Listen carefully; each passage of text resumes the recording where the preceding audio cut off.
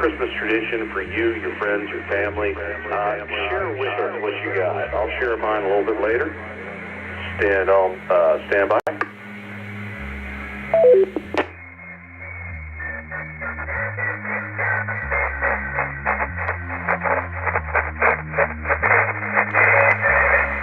I'll go and spill the beans. For my family tradition, Christmas Eve is spaghetti dinner. Just happened to happen like 15 years in a row, and then we realized it became tradition.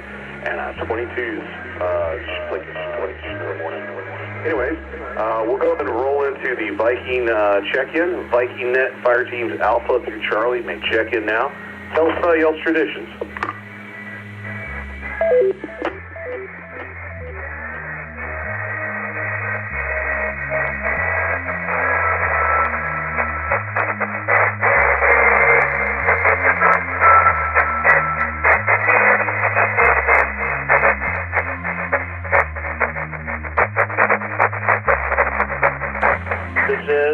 This is Kilo Juliet 5, Mike Lima Whiskey, Bolt out of Spring.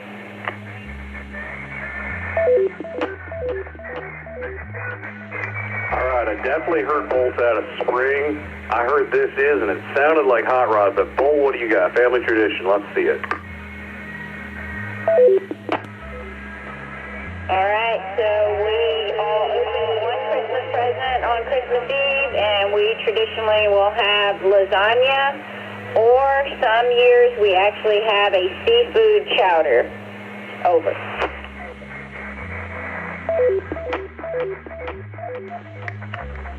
That sounds like a fun tradition. I definitely always love me a good lasagna. Alright, who was that second caller? I think it was Hot Rod, but I could be mistaken. But go ahead and call in now.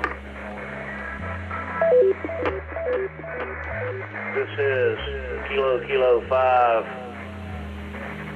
Hotel Romeo Hot Rod, and our Christmas tradition is we shoot skeet as a family the day after Christmas.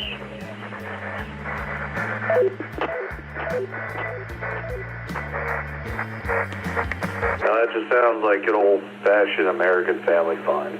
Alright, thank you for that check-in, Hot Rod.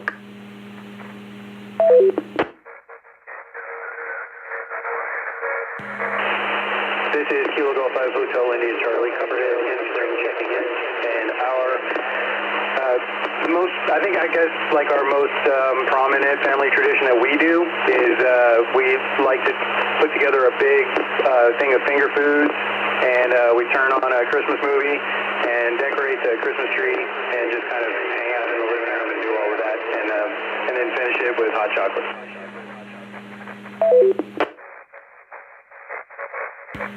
It all sounds so inconsequential, but when you throw it all together in time with family, there couldn't be anything better in the world than a day like that. Thank you for the check-in,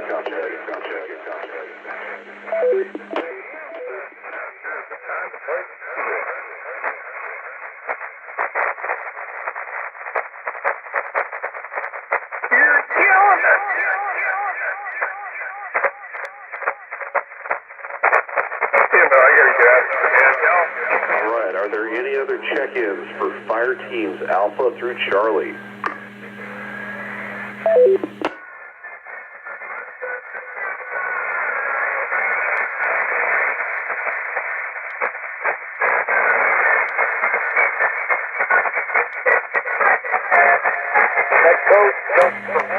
Alright, we're going to go ahead and roll into the next group.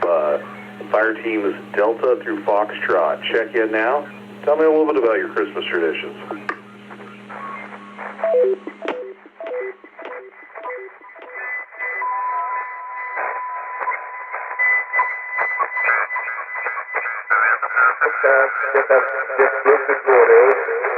Oh, yeah, and I don't stick to that. By the way, we don't trick people to hunt lots of wires. That's just the name of the podcast.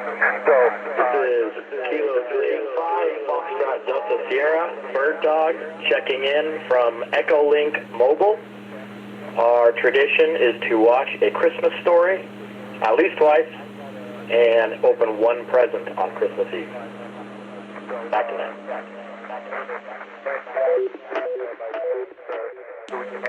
Sounds like a good Christmas tradition. I was starting to think Delta through Foxtrot might be a silent night.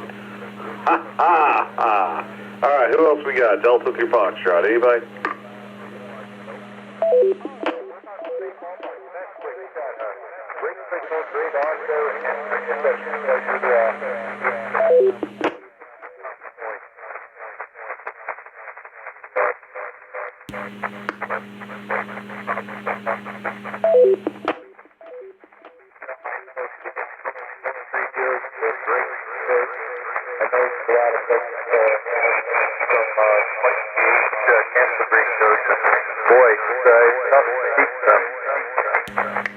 All right, we're going to go ahead and roll on over to Fire Teams Juliet through Lima.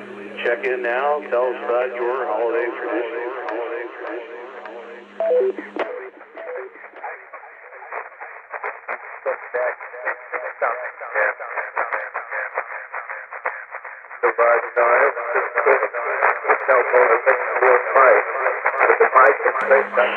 Juliet 5, I know how to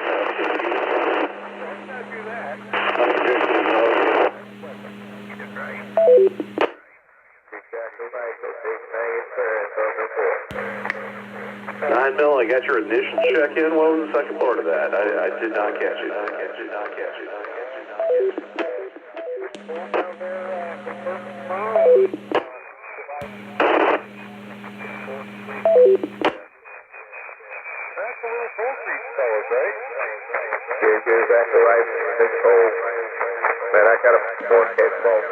Alright, if anybody caught that second part, please relay. Otherwise, we'll go and roll on to the next person.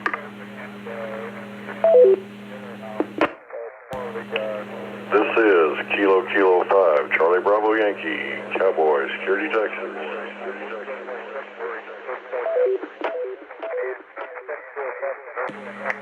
This is Kilo Juliet 5, Bravo Oscar Sierra, serving as Viacom Group Net Control.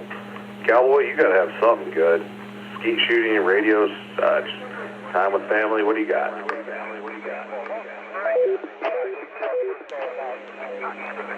Well, we usually do our Christmas on Christmas Eve and have all the kids, grandkids, great-grandkids over. I poll the family to see what they want to eat. They give me a theme, German, Mexican, barbecue, seafood, etc., and that's what we make. And if we're not too fat, we go out and shoot. And of course, we sit on the couch afterwards and shoot the breeze. And it's Star Trek 6 quite often, because my dad, who was big time anti-sci-fi, I put that on one Christmas, and he watched it, and he was on the edge of his seat at the final big battle, so it's pretty funny. So we watched that.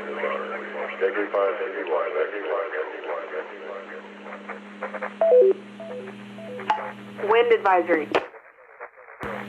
All right, I know this wasn't a competition, but so far I think you've got the best one yet. I did not know you were so talented in cooking German to barbecue to Mexican. That's a wide variety. Anyways, who else we got on Juliet through Lima?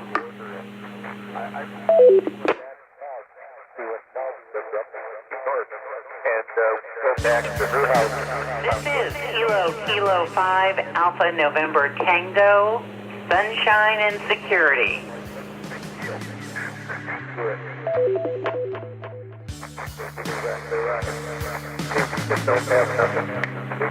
Well, Sunshine, I know your tradition may be very, very similar to Cowboys, but maybe you have a little something else. Tell me what you got. Well, we do let the grandkids open our presents on Christmas Eve, so that's always fun. And you know that Cowboy's a good cook because, well, I'll just say this. The first year we were married, I gained 40 pounds, so that's how good of a cook he is. Everything is very low calorie. His granny taught him to cook, so we're not talking low fat.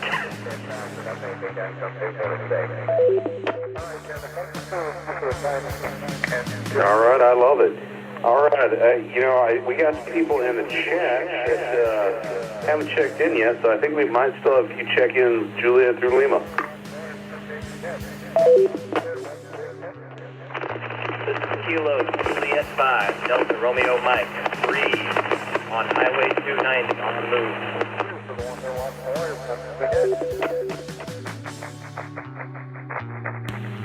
Breeze, I didn't know you were still alive.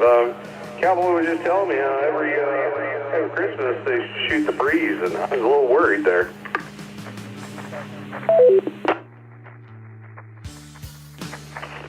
I'm still blowing. My family tradition is my family and I, we watch the Polar Express every year. We cook something hot and homey like chicken and sausage gumbo, and for dessert, my mother makes pecan praline.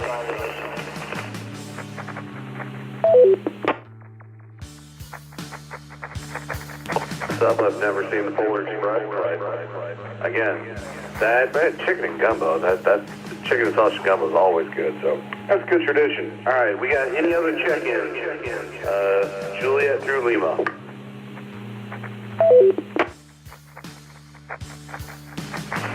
Kilo Juliet 5, November India Kilo. It's Robert. Take it in.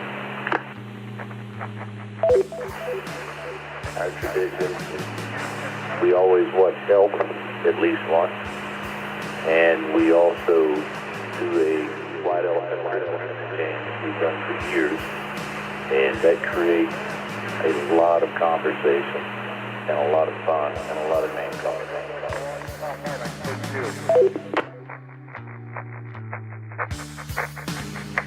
I love it. Your broadcast is coming a lot clearer than it was prior. It could have been all that traffic we had. For those that don't know, the main character in A Christmas Story is in the movie Elf. He's like the one with glasses at the beginning. He's doing the quotas check. It's the same actor, just many, many years later.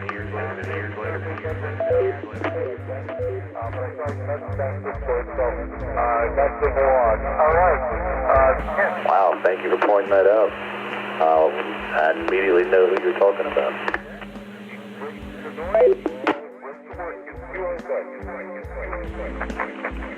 Kilo India 5, Marine from Bravo, Hagar, and Splendora, checking in. Nicole and I have started watching Die Hard as our Christmas tradition, and that's about it.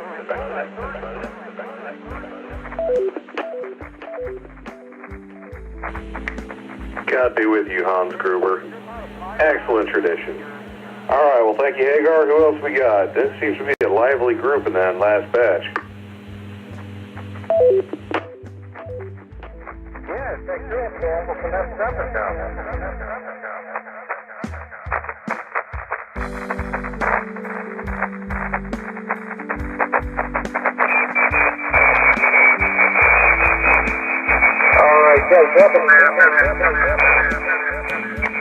All right, this is Kilo Juliet 5, Bravo, Oscar Sierra, serve your next control for VALT'S Group Net. All other licensed amateurs are now invited to check in. Tell us what y'all do for y'all's Christmas traditions.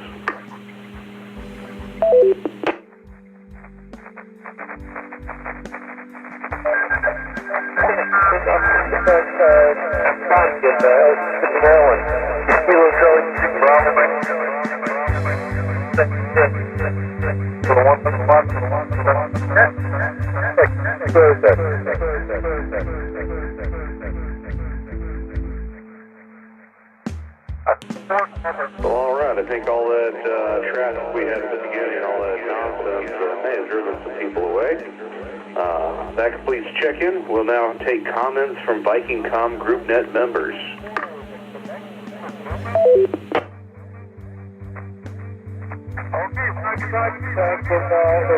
California, wow, that's a long haul. Juliet 5, November India Kilo, Robert. I forgot to mention one thing that I think everyone here would appreciate. We always build gingerbread houses, and then the day after Christmas, we put the suppressor on the 22s, go out in the backyard, blow them up.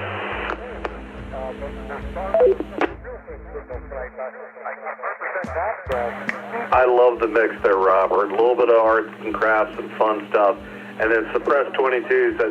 I guess I didn't point it out, but yes, that's what me, my dad, my brother-in-law, we used to drag out the 22s, put our cans on, and about 95 yards away, just blink some steel while chit-chat. No way. It's a great time.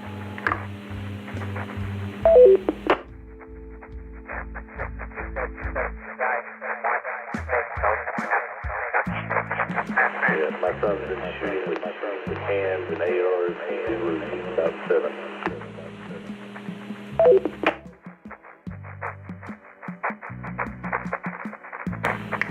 And cans, or as most people would call them, silencers, about to be, well, not deregulated, but the tax stamp is supposed to drop to $0.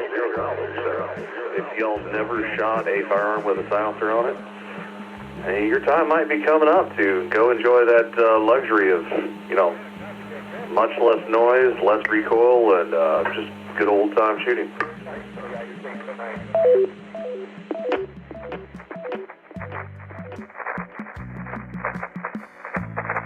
Yeah, I'm in Minnesota. That middle is from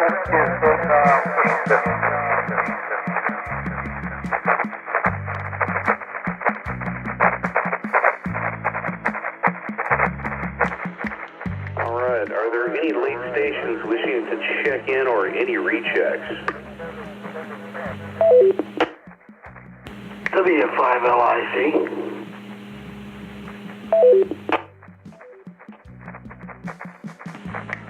I believe I heard W5AIC, is that correct, caller? Whiskey 5 Lima India Charlie.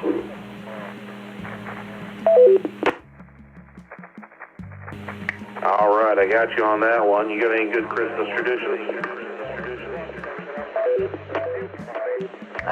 You know, when I was a kid, my dad used to always get us Christmas trees, like real Christmas trees, not one of the fake ones, you know. And so when I got married recently, actually before we got married, I decided that instead of putting up a fake tree for our Christmas, we were gonna go every year and pick one out. Me and my wife now. So and ever since then, that's what we've done.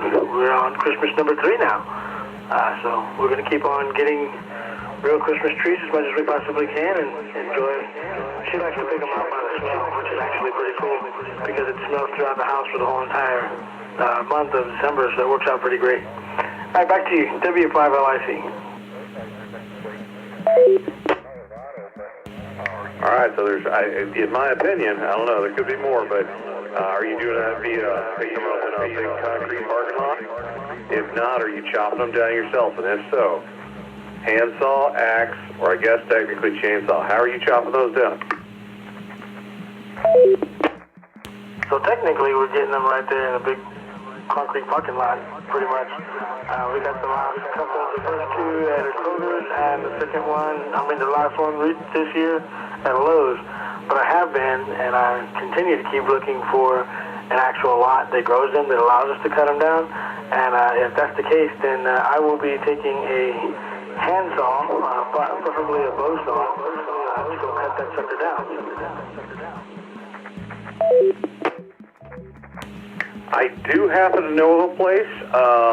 It's on the south side. It's Froberg's Farm, which is Froeberg.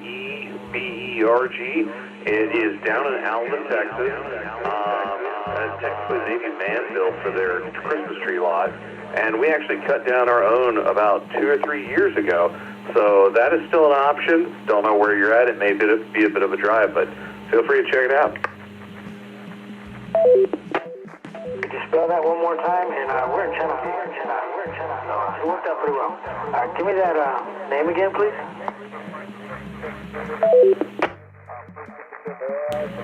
I am double checking the spelling. Give me just 1 second.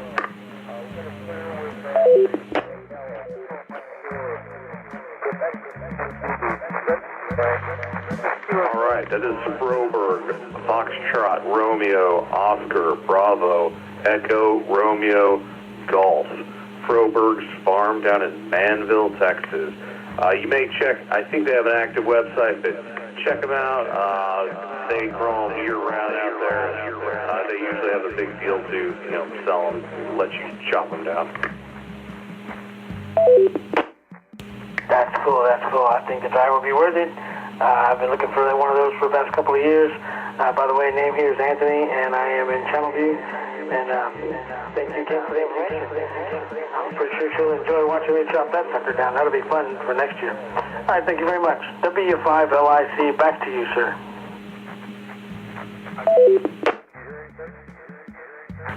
Yeah, I really like this new format we got. We've actually got some people getting real interactive. That's probably the most interaction we've had from a non-member. Any other non-Viking comm group members wanting to comment or late check-ins?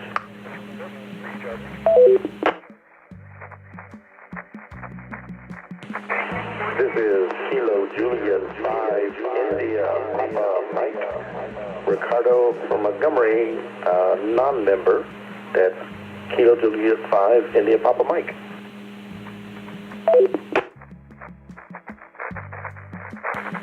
Well, good evening, Ricardo. You got any good Christmas traditions for your family?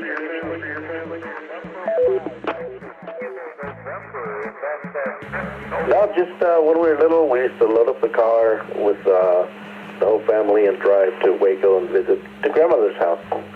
And we all would stay in grandmother's house, so that was a pretty busy house. And that's really a really good memory that we have.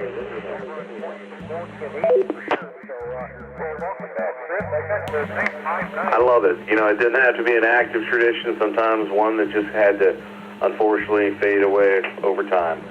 This is Kilo Juliet 5, Bravo, Oscar, Sierra, Service Net Control. Last call for any Viking comm group net members or amateurs. Maybe Carlos. Haven't heard him tonight.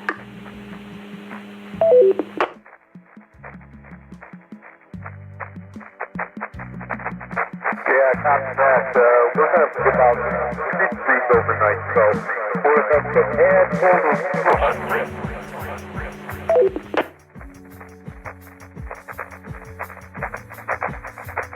I've heard, but I didn't know what it is. All right, is there anything I can do for anyone before I close the net?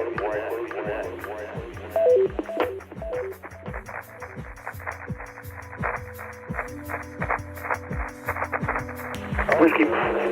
Well, it was a smaller but dedicated group tonight. Thank you for all the 14 check-ins for this week's session of Viking Comm Group Net. Please come again next Sunday when the net meets again at 1900 hours local time. For those interested, Romeo Delta to the K5 QDG downtown repeater for a radio check.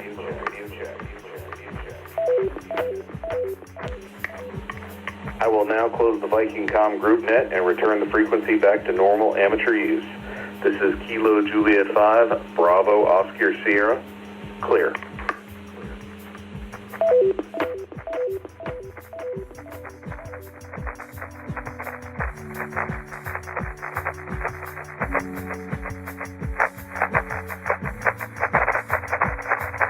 I don't think half of Minnesota is too much, but the metro area here is quite picture yes. Sometimes you think your growth in the area has been phenomenal, and that's the place that's good. More and more traffic, more and more crowd, and construction. So, but I guess that's progress. It's got to put up with it, but no, we like it here, but we don't like the wet experience, I'll just say that.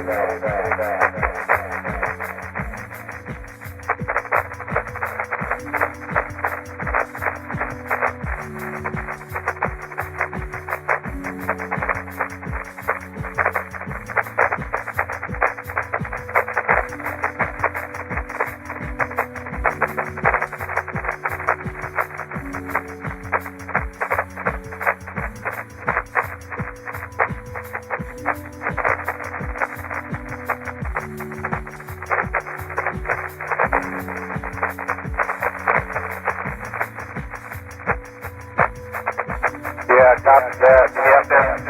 It's bad, but that's the process. We just have to, you know, put up with it and adapt and can, and we don't like it, I guess we can move on down the road. So, but yeah, it's certainly a different place from where we grew up on the first trip.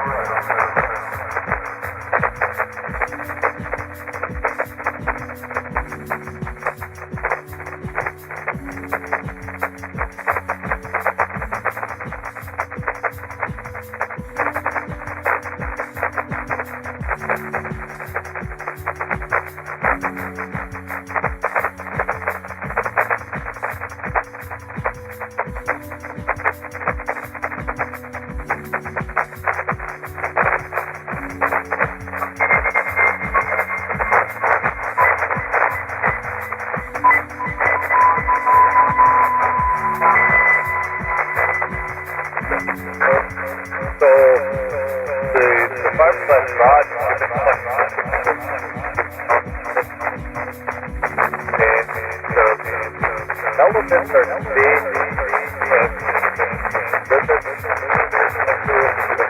director at 2016. So those will be, of course, and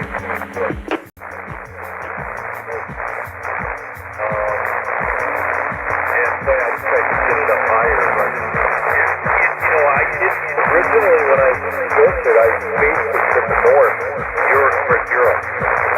And it really did well in Europe. Not as great as what I had hoped, but it's good, very good.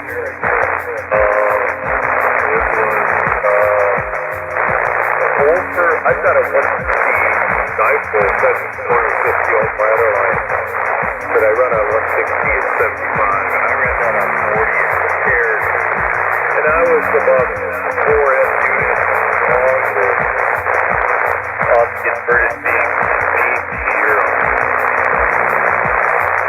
Sometimes more.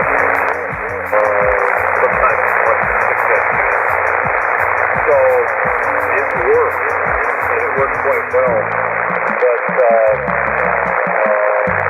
I got tired of that, so I switched the director and the reflector and pointed it down south here. Cover a large swath of the United States to the south, and it really is. It's so much fun. Like I said, I can a lot of times I can run down to 5 watts. Really not make much of a difference between a kilowatt and 5 watts.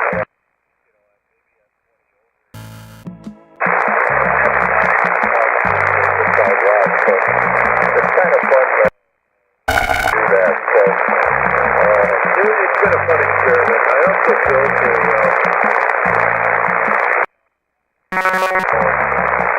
meter antenna, and I'm looking to work with the XL40.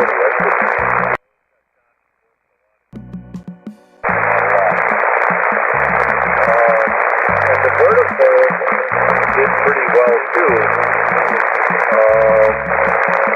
At about 1,000 miles out on 40 meters. But of course, being a vertical, the added noise, and then it was nowhere near as good as the inverted beam in Europe. So I came up on that project. It was essentially a 61-foot vertical half plane. So it wasn't benefited or didn't need any ground radio.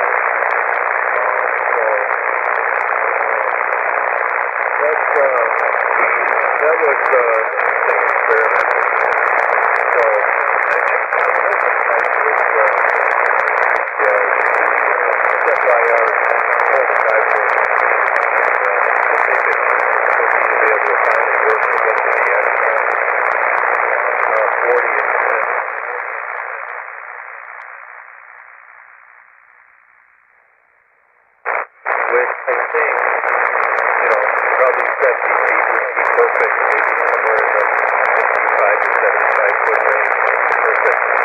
So hoping it'll be close enough that it will really shine. So we'll see.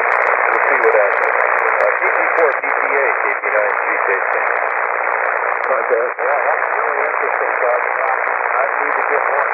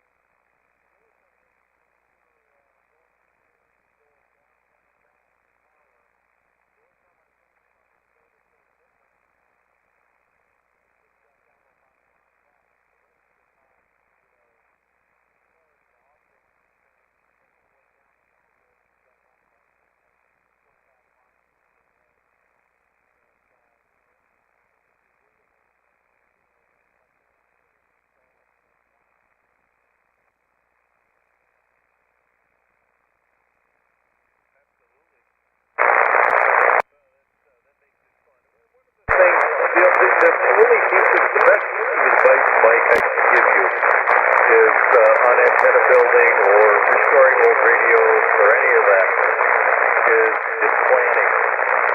Number one, planning. I've built antennas, gosh, I remember I put up a linear.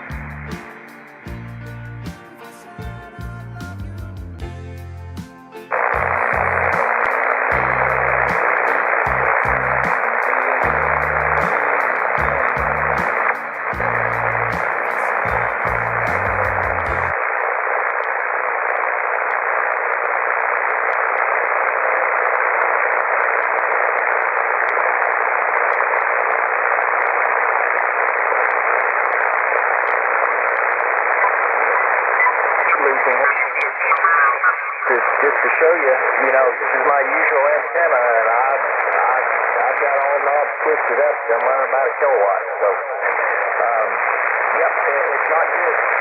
Jim, if you're hearing me, you're on the list. Hang in there. We'll fix it in a minute.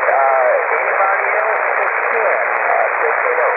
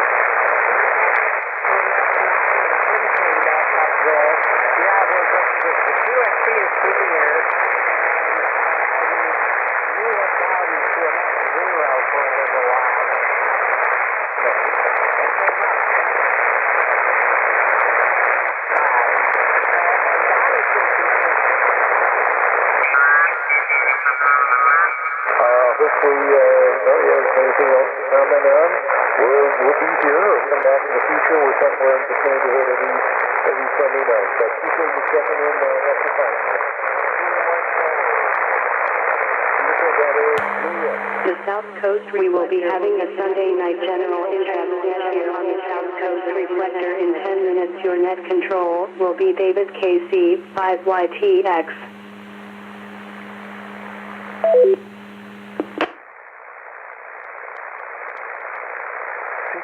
CQ 40 meters, Kilo Charlie 0, that's 50 Zulu, 100 watts away, sun meeting at Big Scout Interception. Whiskey Papa. Alright, I got Kilo 7, Fox Whiskey Papa. Is this Fred in Arizona? Hey, Roger. I only got, I'm having a little difficulty hearing you. I only heard the Whiskey Zulu. I didn't check the prefix over. Roger, Fred. This is Kilo Charlie 0 or Kansas City 0. Delta Whiskey Zulu. Delta Whiskey Zulu. Name is Don. I'm in Minnesota. Looks like some question in the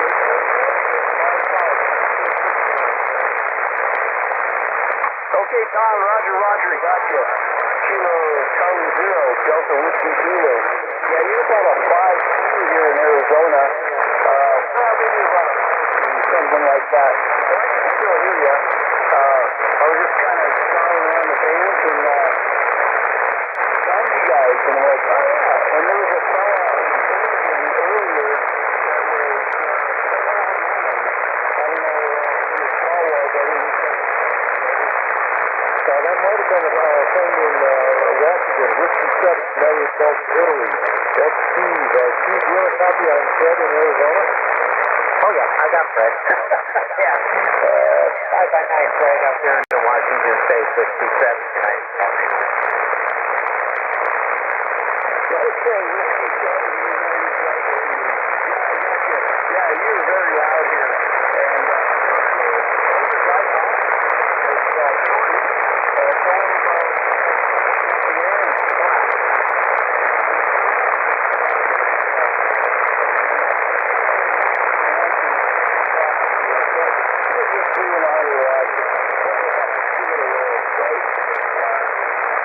So let's see. We'll talk about you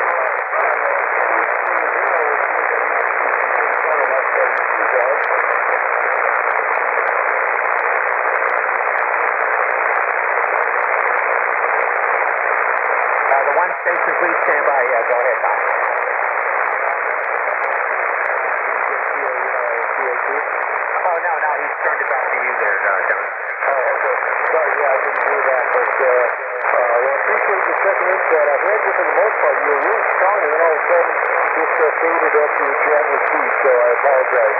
But hopefully we'll get you in the water down the road. 207, Foxtrot Whiskey Papa, 280, Delta Whiskey Julie. This is the one we're watching away. Sending the next interception, 280.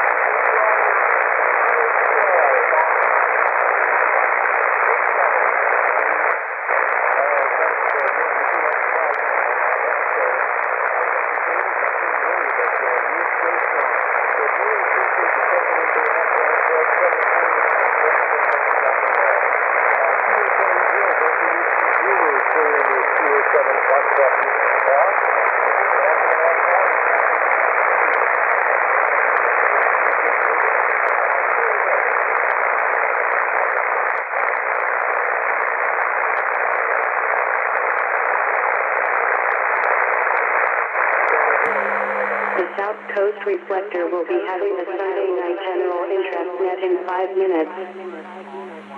The South Coast reflector will be connecting to the Central Texas hub in Gatesville, Texas in 5 minutes. Wind advisory.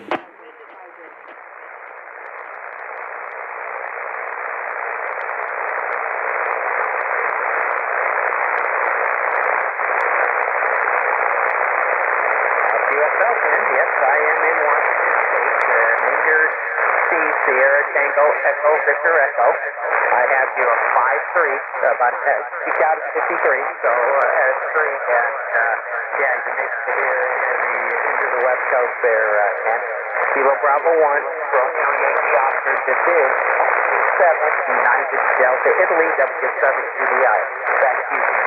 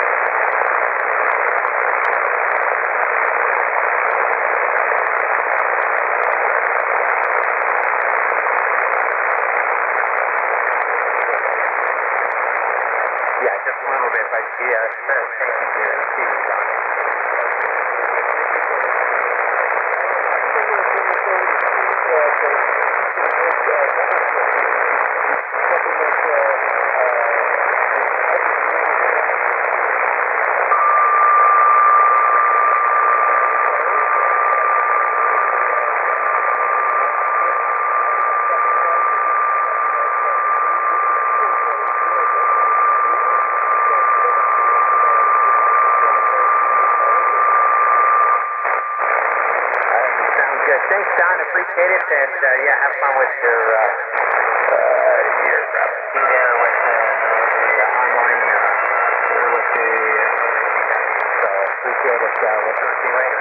Kilo 30, Delta Whiskey Zulu, Whiskey 7, United Delta. This is Steve. I'm located here in Washington State. We're looking for check-ins. If you'd like to check in to the 100 watts and wire Sunday night talk to somebody reflection.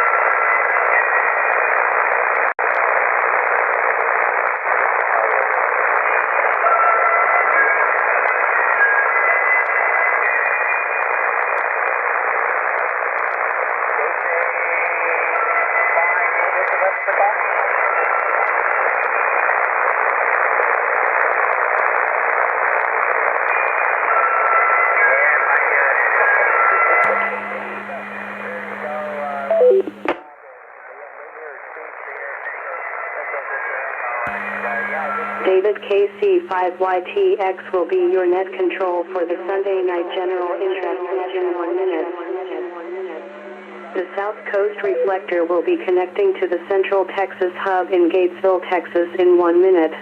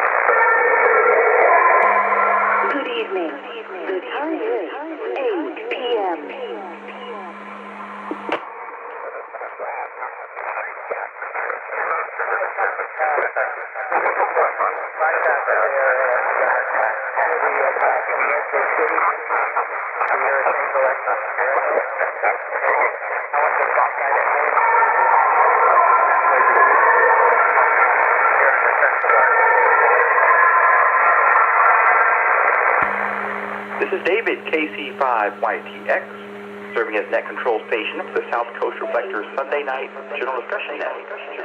This net meets every Sunday evening at 8 p.m. Central Time on the South Coast Reflector and is open to all licensed amateur radio operators.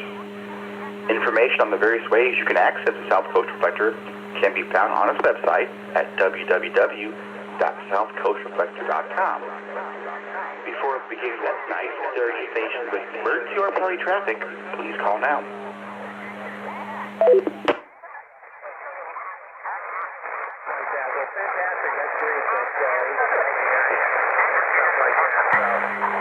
The primary purpose of this radio net is to provide the opportunity for amateur radio operators to exchange personal experiences, opinions, and general information on a variety of different topics. The main rule to be followed is that discussion should not involve politics or religion. Each week there'll be a question asked, which is intended to provoke thought and promote discussion between the participants. Net control will allow you to comment on the responses given by other amateur radio operators.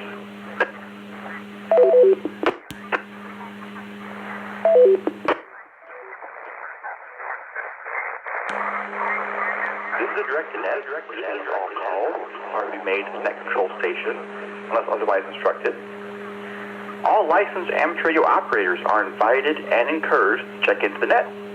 When checking in, please announce your call sign slowly and phonetically twice, followed by your name and location. For example, I would say, Kilo Charlie 5, Yankee Tango X-ray. Kilo Charlie 5, Yankee Tango X-ray, David in the Woodlands. Please keep in mind this is a linked system, so after you key up, wait a second or two before speaking, so that the beginning of your transmission is not cut off. After a few seconds, I'll pause to review the check-in list, and if your call sign is not yet acknowledged, please try again. This is David, and I am now taking check-ins from South Coast Reflector's Sunday night general discussion net. Any station wishing to check into the net tonight, please call now.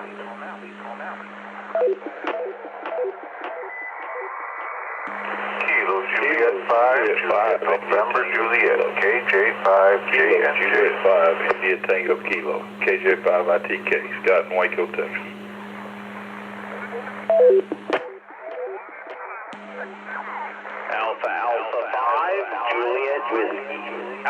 Alpha 5, Juliet Whiskey, James in Spring.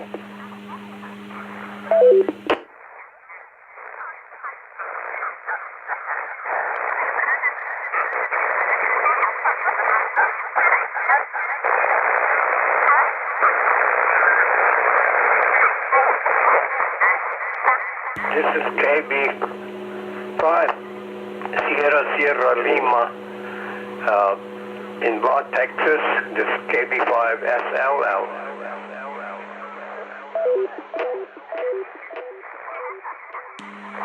This is Kilo 5, Charlie, Juliet, Juliet. Kilo 5, Charlie, Juliet, Juliet. Chat in Clear Lake.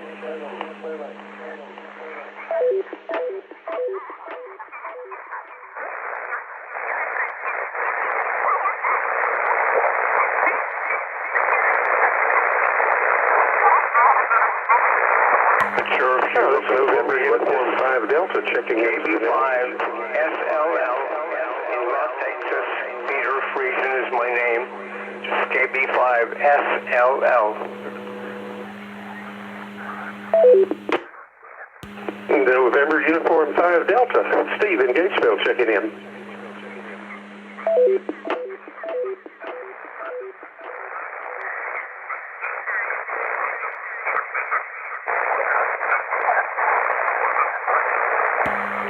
Okay, let's hold it there and go over what I've got here.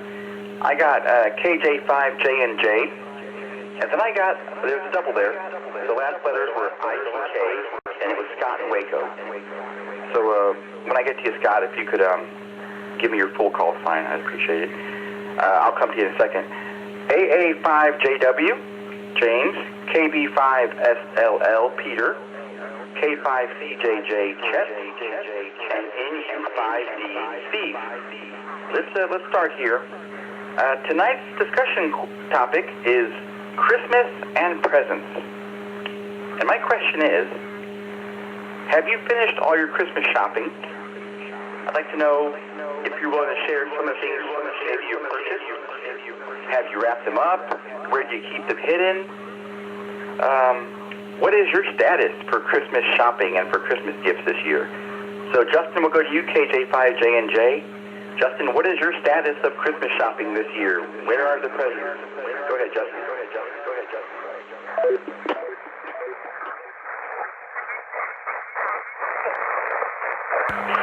KJ5JNJ, thanks again for a good net, David. Of course, I'm presuming that it will be a good net because it always is. Anyway, man, I don't have much for you. To be honest, I don't do a whole lot of Christmas shopping. I have done zero so far this year. What I do is often last minute and minimal. So, I got a lot to say about Christmas giving. I'm not a Scrooge by any means, but I don't know, man. I got bothered by the pressure that is behind all that Christmas present giving. Anyway, so I got mixed opinions about it all, especially having kids now and stuff, and, putting their expectations in a certain place with all that. It's a difficult topic. So anyway, good topic though, good question, thank you, and I'll leave it back to y'all. KJ5J.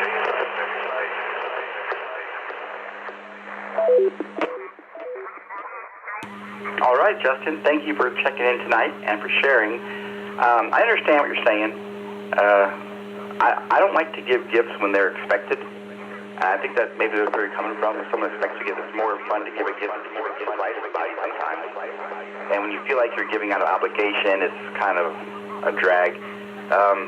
I'm divorced now, and so my kids will be getting gifts from both me and my ex-wife, and I want to make sure it's not a popularity contest. So what we're doing is we're tending to share, decide what we're going to get the kids, and we'll each put money towards it. So that's a good way that no one parent is going to overpower the other or try to act like they're trying to be the more fun parent. So that's kind of one new thing going on. It happened last year too, but something this year we're trying to do. Oh, and something else. Let me let it drop for a second. Because you mentioned, yeah, it made me think of something. Let me let it drop.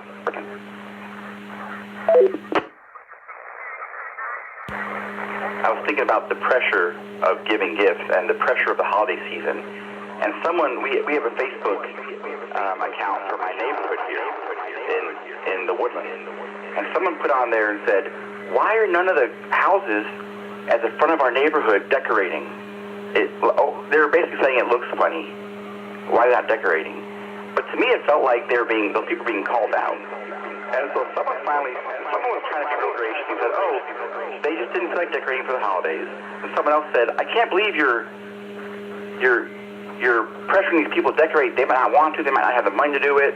And one poor person came back and said, I would decorate, but I'm elderly and I couldn't get out there this year. I thought that was kind of interesting. I didn't like the way the person made that comment about how come none of the houses are decorating in front of our subdivision. So that seemed like a pressuring somebody thing. Anyway, I thought of that with your comment, Justin.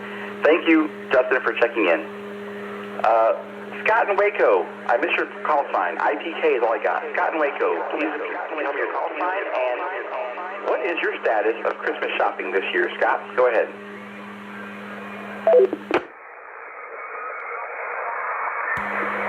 Well, howdy, David, and thank you for running that tonight. My status, oh, goodness gracious. Well, I'll start off by saying that a church member of mine got me into ham radio, and he caused me to spend a bunch of money, getting into ham radio, which we all do. But he recently got into selling knives on a app called Whatnot, and so I have recently spent a bunch of money also buying knives because of him for my sons and son-in-laws and so forth.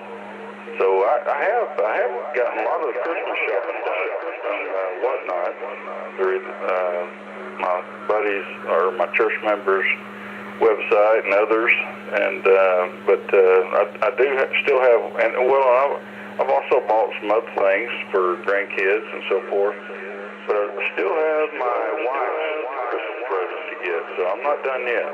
Not done yet, David, but I still have something else to buy. Over to you, David. This is KJ5ITK.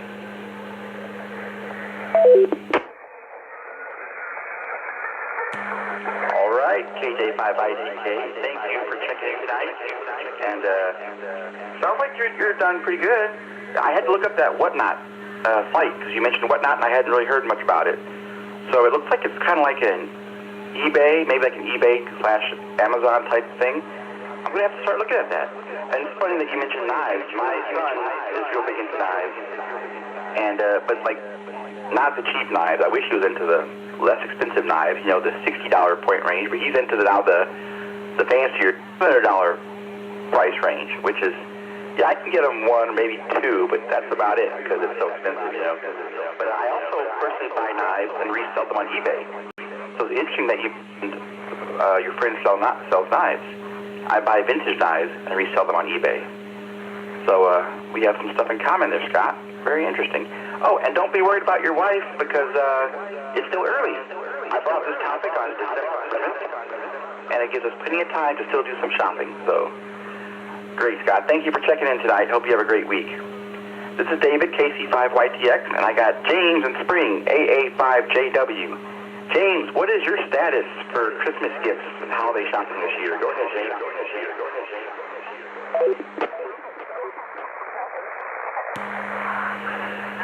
Well, good evening, David. Thank you for running the net tonight, and good evening, everybody out there on the South Coast Reflector. This is Alpha 5 Juliet Whiskey James in Spring, and I've got a little bit of shopping started. I got a little bit of shopping to do. I can neither confirm nor deny the exact status or items on said status list at this moment in time. But time will tell if you are on the naughty or nice list. With that, I will say 7-3, hand it back from that. This is Alpha 5 Juliet Whiskey James in Spring, and we will be monitoring. All right, James. A5JW, thank you for checking in tonight and for sharing. I'm in my office, which is where I have my radio, and my 12-year-old son is in here with me. I'm also going to watch what I'm saying tonight and not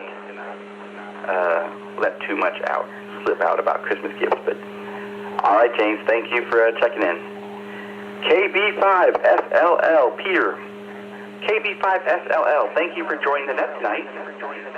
And we're talking about Christmas gifts, and if we're done shopping, if we started shopping, you can even tell me if you've wrapped them yet, if you've hidden them somewhere. Do your family members sometimes search for gifts? I put mine under my bed. My kids know it, but they don't have to go looking for them, because a lot of them are still in Amazon boxes under my bed. But they know enough not to go searching through them. But Peter, tell me, what is your status of Christmas shopping? Go ahead, Peter.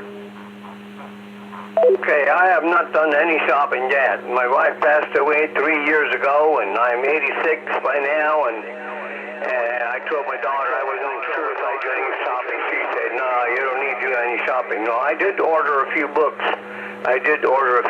That I'm going to give away, but other than that, I may get some sweets and stuff for the small young stuff yet, but I don't do much shopping anymore.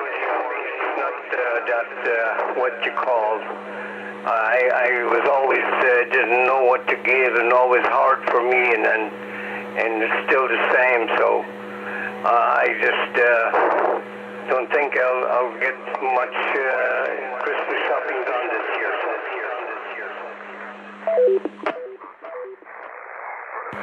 All right, Peter. Well, thank you for checking in, and you're 86. That's great. And, I understand that it's hard to go out and shop, and then you buy stuff online for people, and they might not like it. And my ex-wife, I would never know what to buy her. So I'd be like, I don't want to buy the wrong thing, I'll just get her a gift card. Well, then she gets a gift card, and she's like, yeah, thank you, but it's not very thoughtful, because you haven't put a lot of thought into what I really wanted. So I felt like it was a no-win situation with her, almost. So I would always do gift cards at the last minute, and I felt like I wasn't putting her first by buying it ahead of time. But I just really didn't know what to get. So, but I understand. Thank you, Peter. Thank you for checking in. I hope to hear you again next week. This is David, KC5YTX, and I've got Chet in Clear Lake, K5CJJ, a regular here on this net. Chet, I hope you're doing well. What is your status of Christmas shopping and gifts? Go ahead, Chet.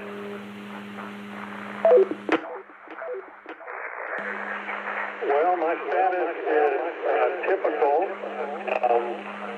I wait until the last minute for the most part. Luckily, my wife likes to shop. I don't like to shop. And we have two daughters, so she runs around and gets stuff for our two daughters. They're grown.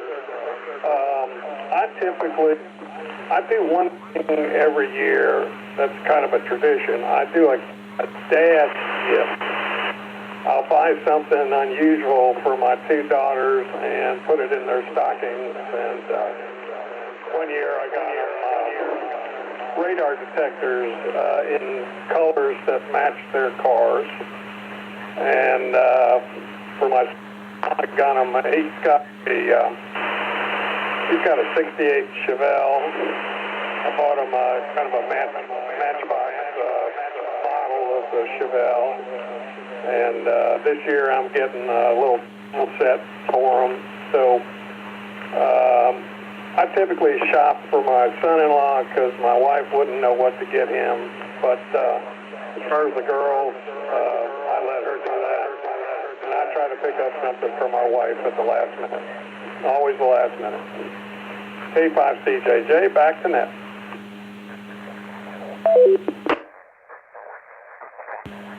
All right, Chet, thank you for checking in tonight. Excuse me, and for sharing. And you are not alone, because I know the mall is open till midnight, like the last couple of weeks before Christmas, because a lot of people wait last minute. That's just typical. A lot of people, like you said. But those are really neat gifts you mentioned. The dad gifts, like the radar detectors that match the car colors, and that little matchbox car from the '68 Chevelle. I'm sure your son will like that. Very thoughtful. you're definitely putting thought into it, and a lot of people appreciate that. Even if I got a gift from somebody, it doesn't matter what it costs. If they put a lot of thought into it, I would appreciate it. It would mean a lot to me. Wow, is that what my ex-wife was thinking? Now I'm seeing it from her side. But no, that's great. Thank you, Chet, for checking in tonight and for sharing. I love hearing about you guys and how you guys are shopping and your thought behind it. So thank you. NU5D, Steve. Steve, how are you doing with Christmas shopping this year?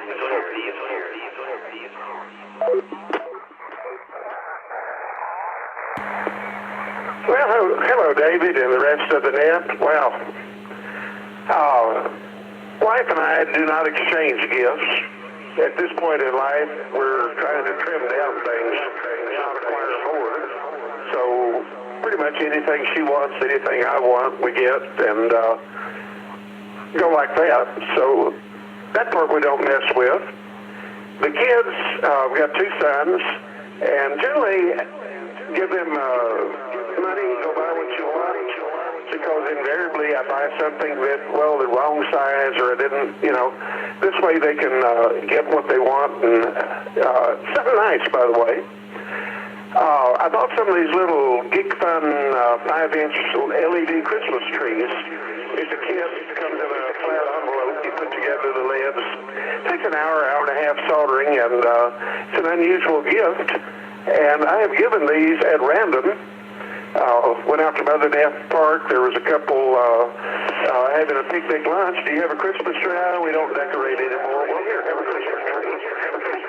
They never see. I have no idea who they were. I do some things like that. Let me pause just a sec.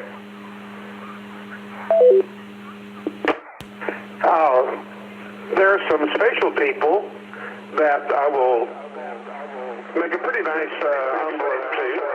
And one of them is the hospital chaplain at Ascension and Scott and White in Temple.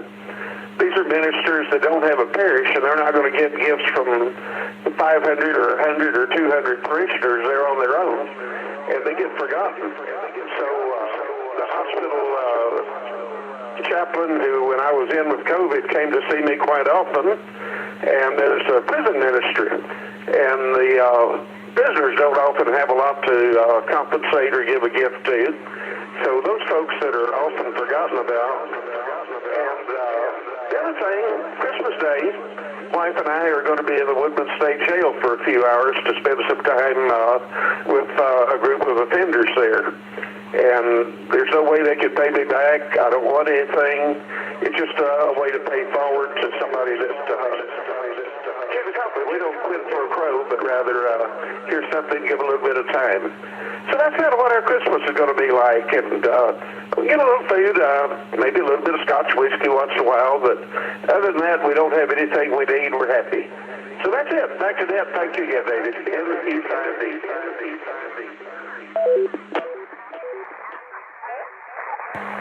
NU5D, great response. You're very thoughtful with all the things that you're talking about. The chaplain that might be forgotten, giving your son money because you might get the wrong size of things. I really like that. And what you do on Christmas to prisoners, that's very thoughtful.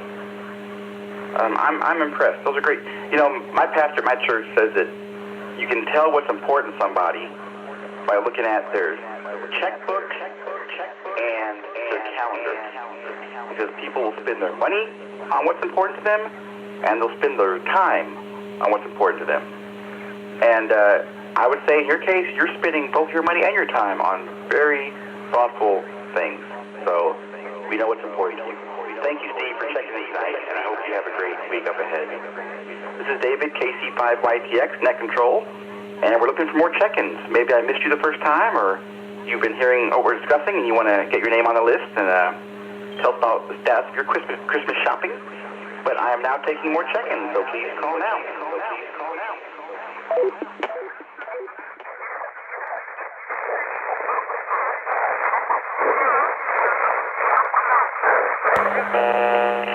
Kilo India 5, Whiskey Uniform, KI5WWU, Lynn 04, schedule.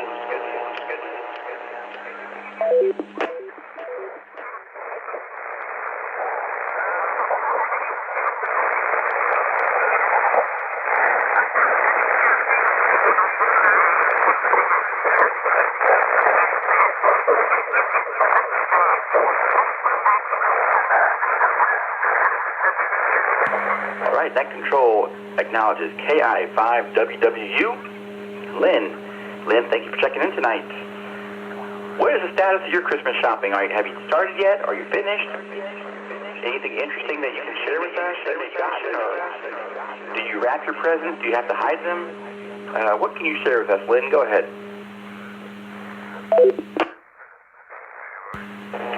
Good evening, David. Thanks for running the net. Always interesting and another good topic. I would say I'm about 75% done. Things are all ordered mostly, well, 3 out of 4. What's challenging for me is that now that I'm acquiring daughters-in-law and such, I've tried to learn a little bit more about what they really want to go through the process and stuff, but then not totally offend them. Let me reset.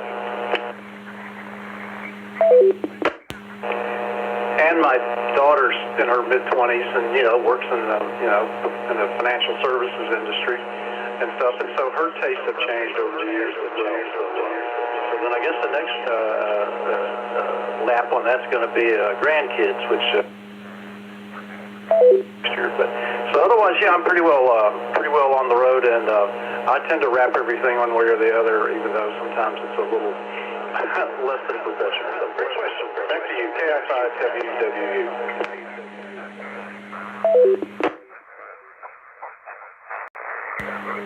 All right, Lynn, thank you for checking in and for sharing. 75% done, that's pretty good. I think, I know there's still time to order stuff online. I've still been ordering stuff online. And so it should all get here in time. And interesting, you mentioned you're going to have grandkids, or when the grandkids come here, your next stage in life. That's a shop for them. That could be difficult if you haven't gotten toys for kids that age in a while, because it changes so much. One thing that we did this year, you've probably heard of angel tree ornaments, where you get little, it's like for families in need. They want to have Christmas for their children. So you sponsor a child, and they'll tell you what they want. Like, I want a new bike, or I want a basketball. So I had each of my boys, they're 12 and 14, pick out an angel, it's called Joy Tree at my church. They picked out an ornament, and try to get someone about their age, so they know what they'd like. And so I let them pick everything out, pretty much, and they knew just what to get for a kid their age. So that helped me out, because I wouldn't probably know what a 12-year-old would like. But my kids, they tell what they like, but I think it was helpful having someone their age shop for them. So, but Lynn, thank you so much for checking in.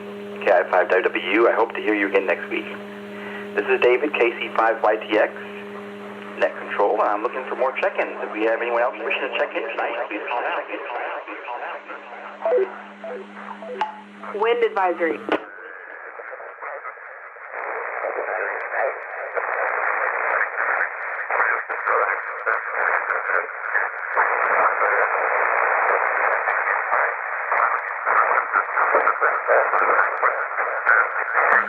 All right, no more check-ins. I'd like to open it up for questions and comments. If anyone has a question for the net, a comment about someone else's response, maybe even a question for someone else that responded tonight, please call now.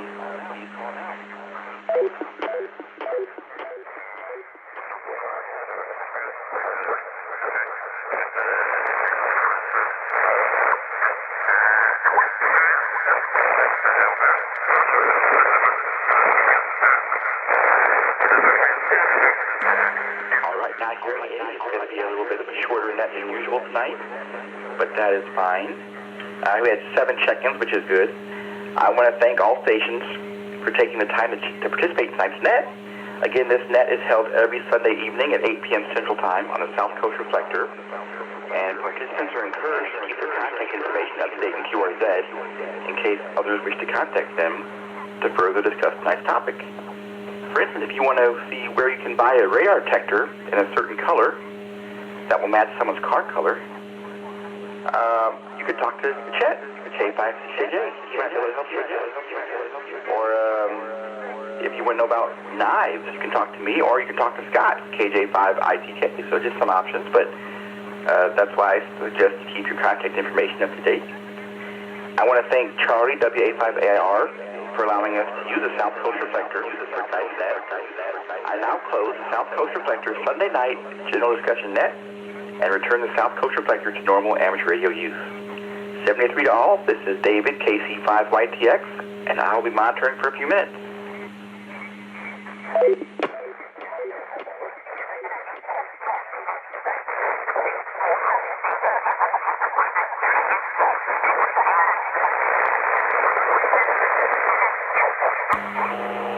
KI5WW. David, your knife question's interesting because I'd like to get my sons who are 36 and 32 something practical.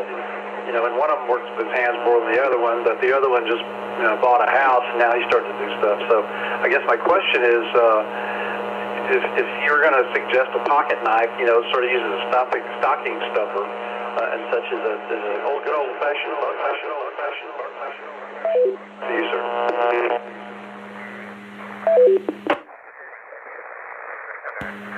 Hey, Lynn, great question. I would say buck knives are kind of old-fashioned nowadays. A lot of them are just lock back, where you open up at lock and you push in that little button on the back of it to fold it. Nowadays, the new knives are all liner locks, or even some are button locks. So they're more for one-handed opening, one-handed closing, where a lock back is more difficult to open and close with one hand. A good brand that you can get even at like Walmart is called Civivi. C-I-V-I-V-I. And Civivi knives, my sons both have one. They're in the $40 to $60 price range typically, and they're pretty well made. And they're newer designs. They're usually, there's some that are locked, liner lock, so you can open and close with one hand. There's some that are button locked, which are really easy to open and close. So you might want to look at Civivi. Again, you can get those at Walmart. But yeah, I don't know. The buck knives are kind of old-fashioned. They're still collectible, but I don't know how useful they'd be to, 35 or 36, 32-year-old person. Does that answer your question, Lynn?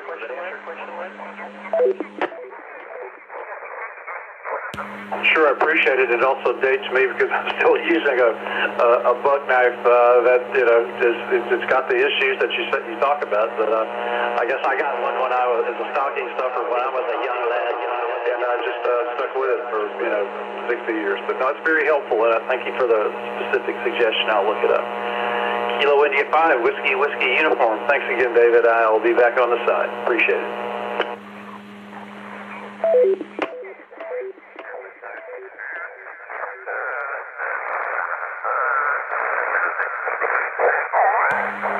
I don't know if KJ5IGK is still on. Scott, are you still with us tonight?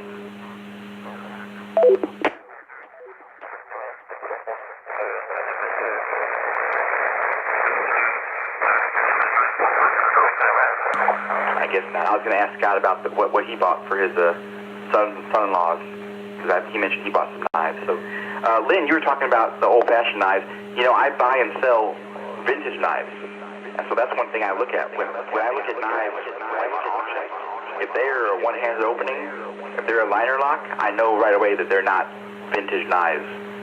And typically not worth as much, in the resale market. They're not as collectible. Now, people nowadays would want to have those, but I'm looking for more of the vintage knives. And vintage knives, they never had liner locks. Well, some had liner locks, very rarely. But they weren't really made for one-handed opening. That's sort of a newer design feature. So, but yeah, I have a lot of buck knives. I sell a lot of buck knives, and they're still very collectible, and a good brand too. It's KC5, KCI.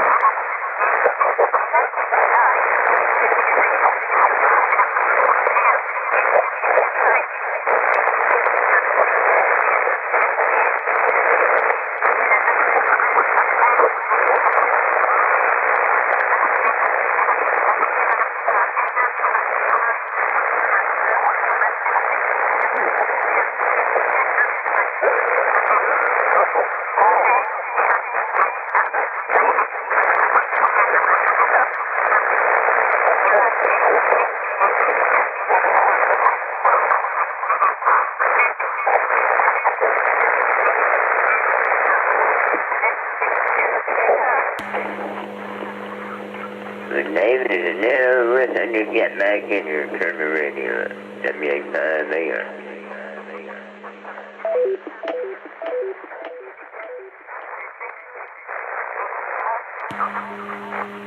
Charlie, good to hear from you. This is KC5YTX. How are you doing, Charlie? Well, my throat is better. Still a little sore. I get my blood pressure under control. I'll be almost back to normal. How you been doing, David? I'm glad to hear that, Charlie. You sound a lot better. I know that infection in your throat must have, making it hard for you to talk and didn't feel good. I'm doing good. Thank you for asking, Charlie. I'm doing great.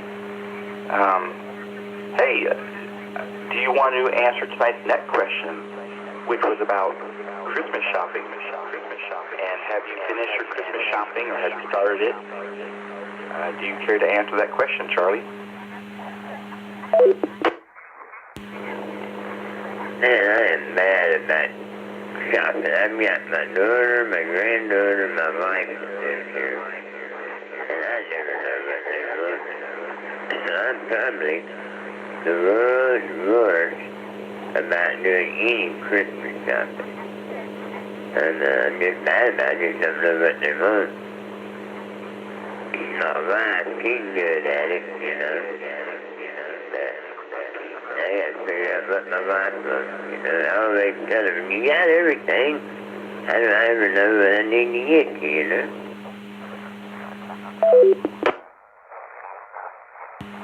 I hear you. It's hard when you got everything you think you need. And I would buy my kids things. I bought them things I thought they'd like. They're like, why'd you get me this? I don't really want this. So they've resorted to going onto Amazon and putting together a wish list. And you can share that wish list with people. And they'll put specific things down. This, and I know exactly what they want. And so that's one way I can make sure I buy them something that they definitely want. They put it on their wish list. But then I know it's not as exciting because it's not as surprising to them probably. But that's one thing I'm doing this year, looking at their wish list more.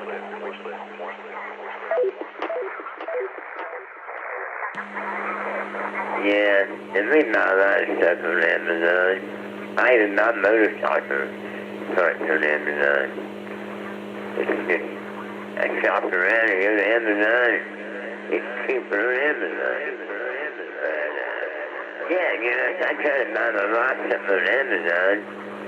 She'll see it right away, so, So I always think it's a lot better to surprise them with something. But if you don't know what they want, you can't really surprise them,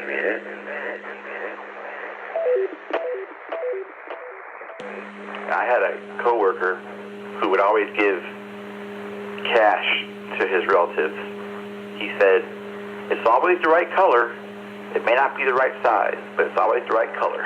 So he just gives them some cash and let them buy what they want.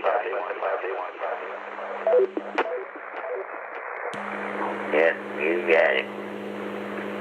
Well, alright, but I'm gonna get out of here. Like I said, I just come in here and turn the radio up, and I didn't know the net was overtime.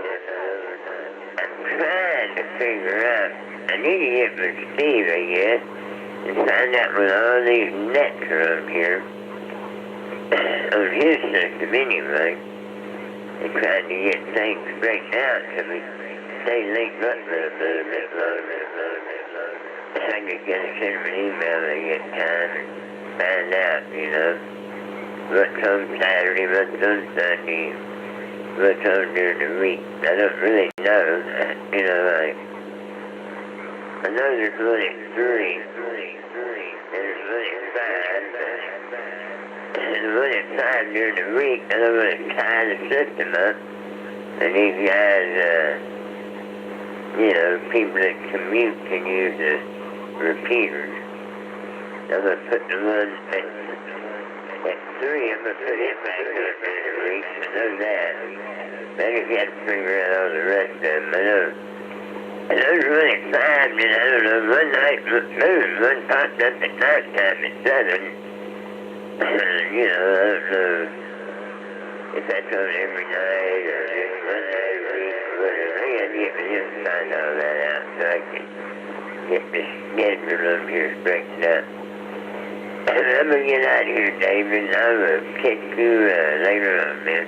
Thanks for doing this.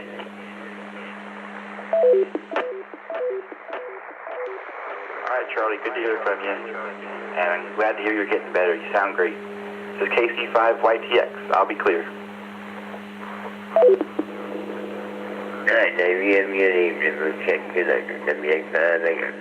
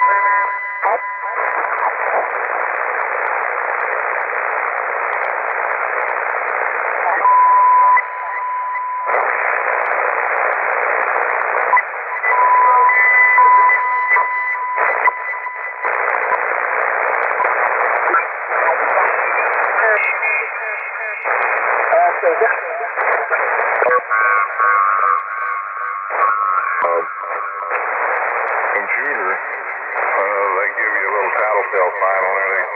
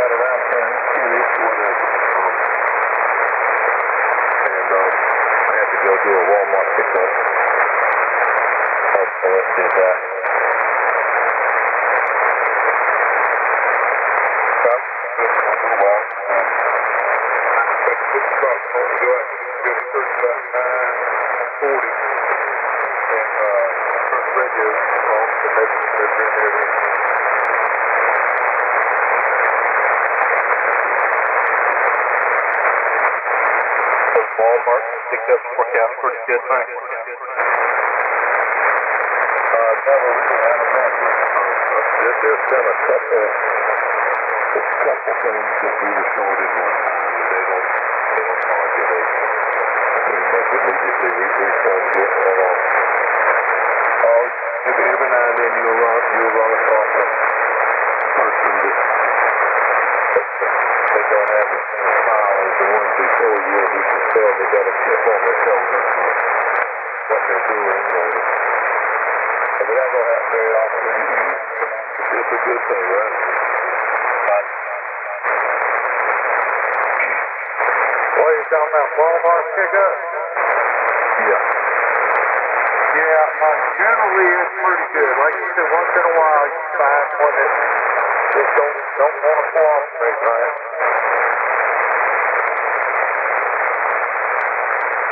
One of y'all send me a contact for today. I sent him one.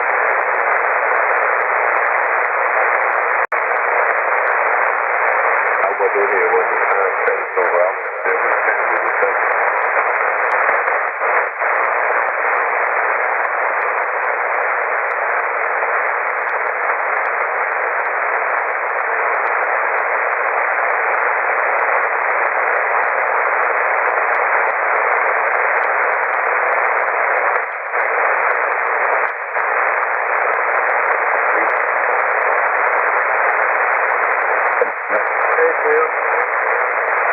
Hello, everybody.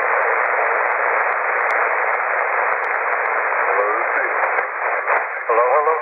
Hey, Lynn and Jimmy, Daryl and Mike, Ricky. Hello, Phil.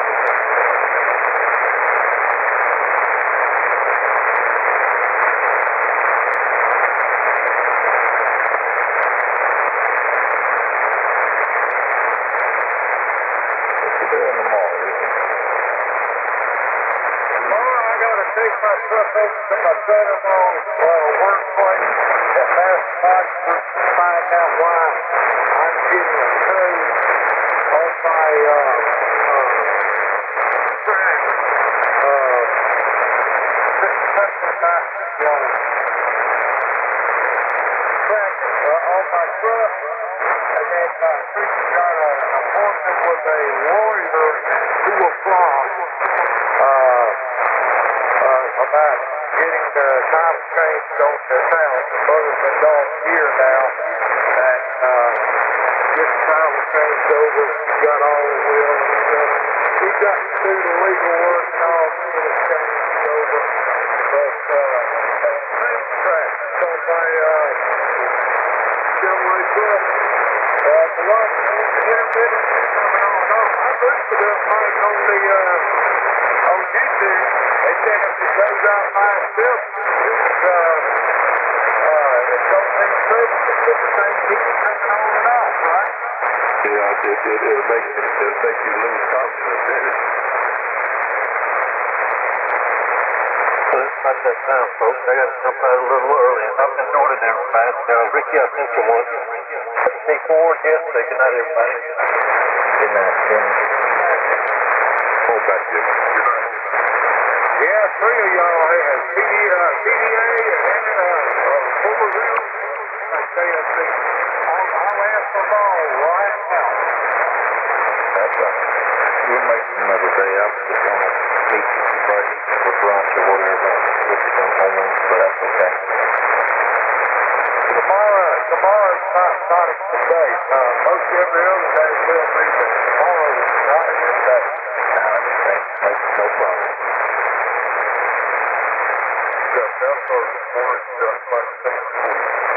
So, I'm going to do cow parts and feed my daughter when she gets up, and then go over to the mechanic shop. I'm going to go by his place, and then over for another friend of mine works at Dennis, and have him put it on the machine to make sure not double pressure or whatever. Just different engine gadgets for it. And I got to change out the sensor or get one of them to do it. That's fine, I'll do that too. Anyway, yeah, tomorrow pretty well, I'll take it up tomorrow.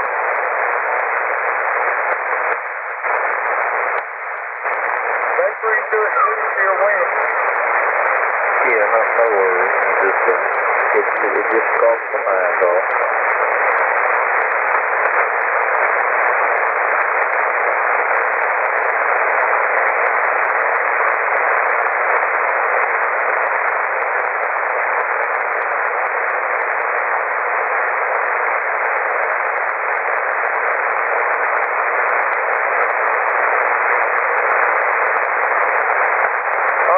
Made up for it. I got 3 of them all for today now, so that's good. I'm covered for today.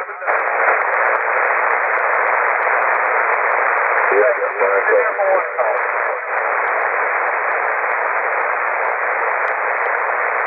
Well, that's what I'm good. We ain't got 4 more days. We just started filling them out about 2 or 3 days ago. I know.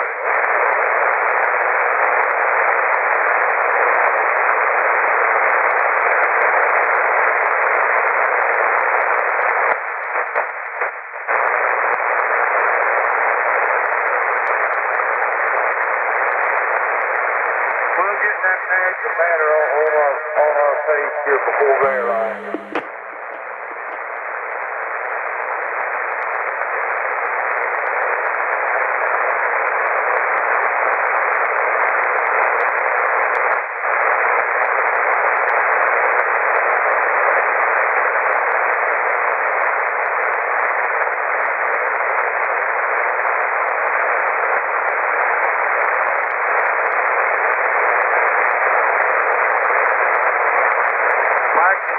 Back in the 70s and 80s, James Hunter vehicles had speed sensors on them.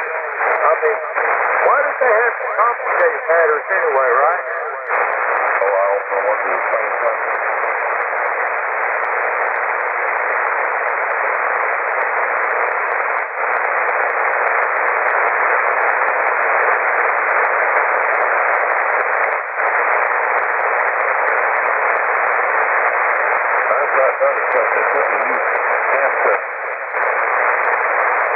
Do what now? I said it since they put the new gas pedal in it.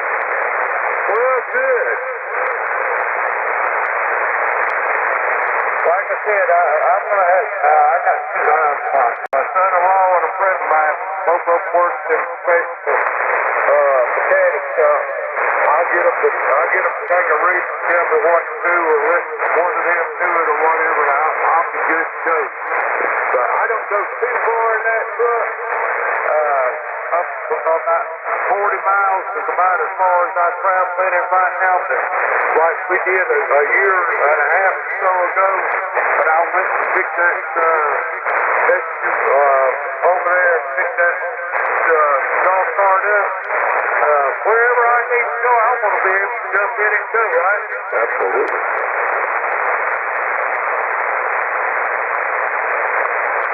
I don't want to be thinking, well, how am I going to get there? That's why I haven't been to West Virginia pulling that side-by-side out. I've lost confidence. I got to get it back.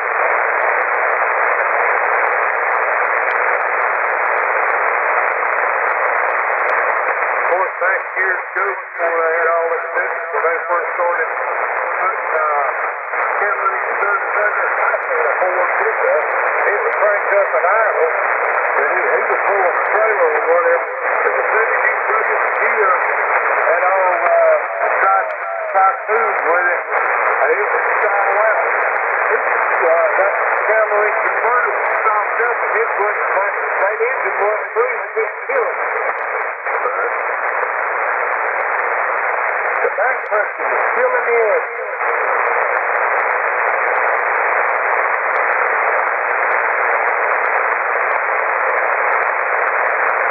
I had a 64-gallon 500 that had where it was the cone got catalytic converter. I wound up taking a piece of rebar and busted all that coke and all that up, and all I had was a shell.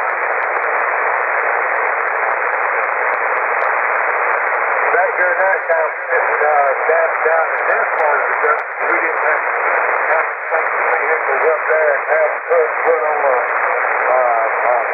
monitor sensor or whatever for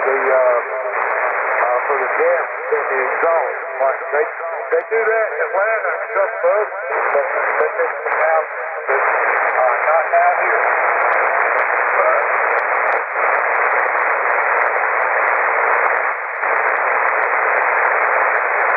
But I actually seen him saw that truck out.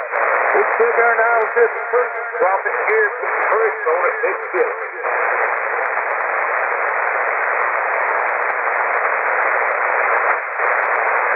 Up into a truck fire that was caused by the catalytic converter? No, but I had seen it happen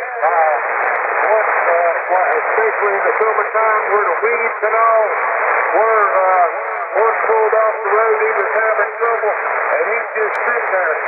He set the side of the road on fire, yep.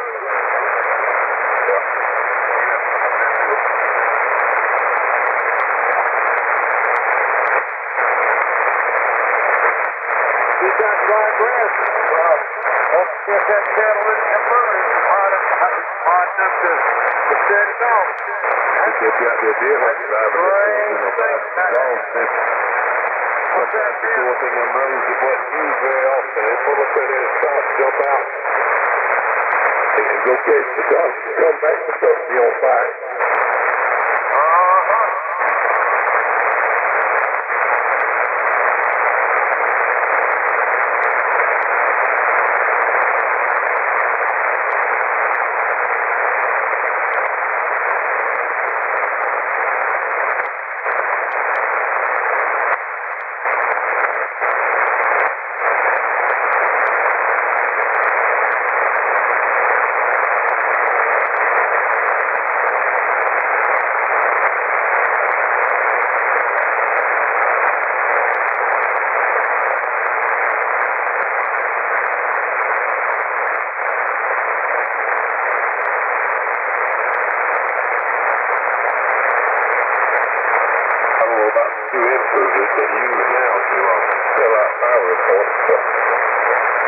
Back in that thing that I was talking about, they actually added catalytic converters to the cause of fire.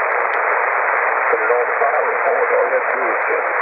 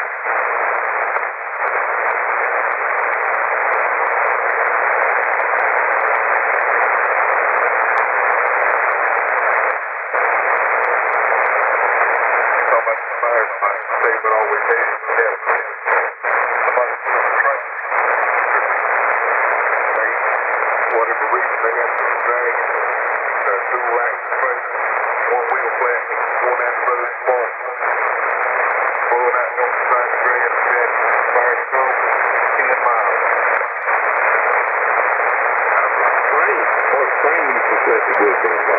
The next thing I was going to say, do that one more time. It said, okay, in the last place, you can catch this train. The train goes 6 north to southbound. I happened over here close to Bridgeboro. That buddy of mine that I had in his land for 21 years. The railroad track was just backside, and set the woods on fire.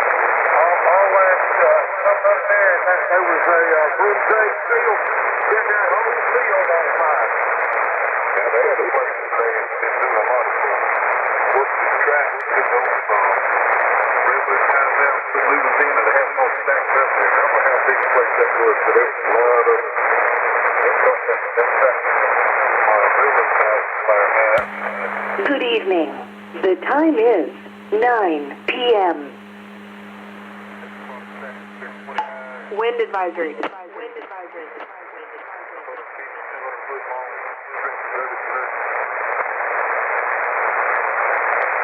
That's probably just enough of that old Piso and them guys make that thing burn just as hot as it goes. Oh, yeah, it's the best. They call it the equipment in there first dirt. They're like, can't come forth, they bring it up. Like I said, one more accident, getting with the railroad track.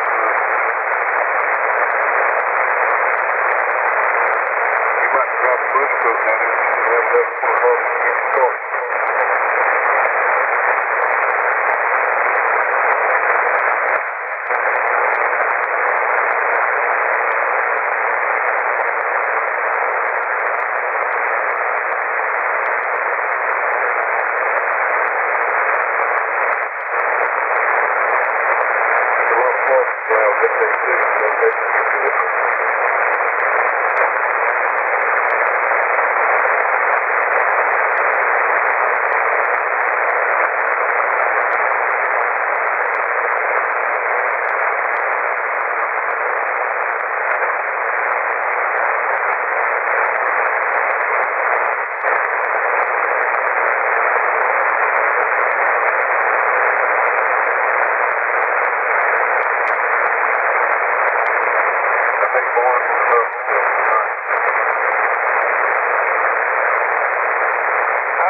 How about brain style news? This is spontaneously run. How about him? Yeah, that does. If you have somebody in the corner, wait, that's a fire to bring in. You know, they burn the car. I took a notice about that. I don't know. But you see that out there, they have those explosions.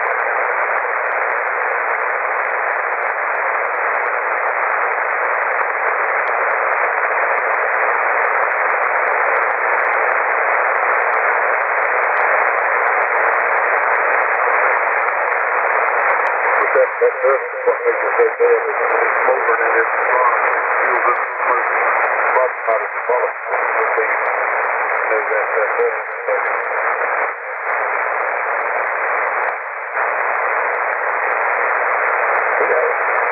You have a sawdust pile where a sawmill used to be, and I think it burned for 5 years. He might be the worst thing I'd ever had to do. You just put them out. You don't carry them apart, put them out.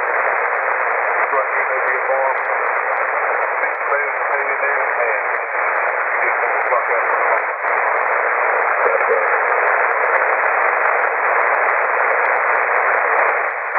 You got to have a bank right here. Carry those apart.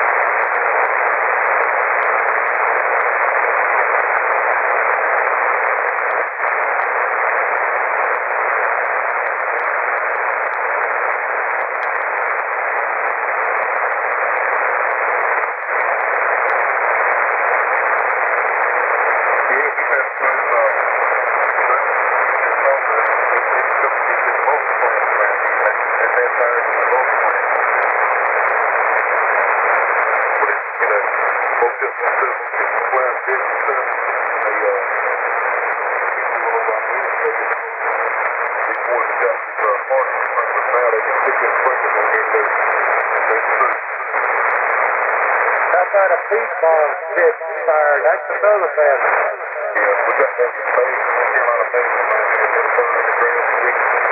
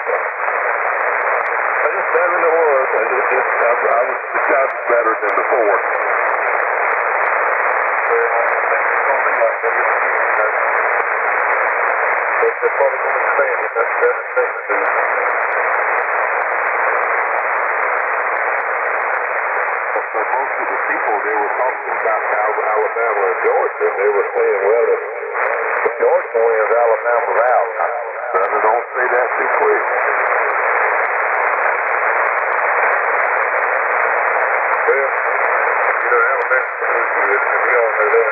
But Alabama's better than Philadelphia on that record, I believe.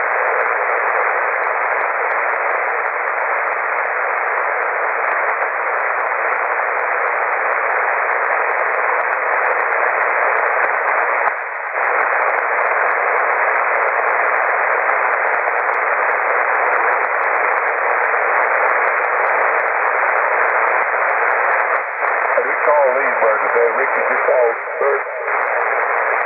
No, I got a text from him. He said it's going to be Tuesday more likely when he gets out. That the cardiologist is coming to see him. That's right. What you want to run for this? Touchdown, Kansas City.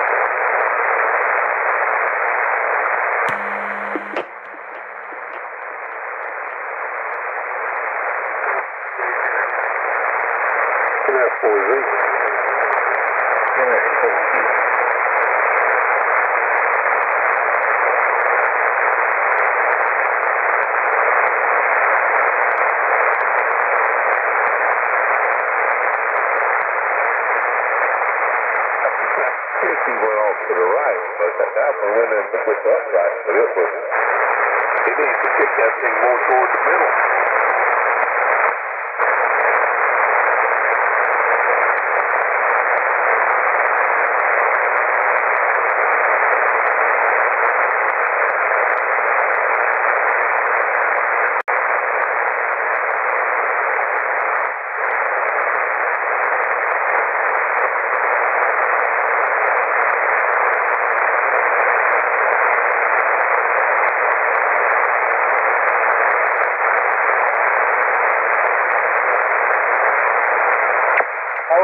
Post and then I got that nice feed.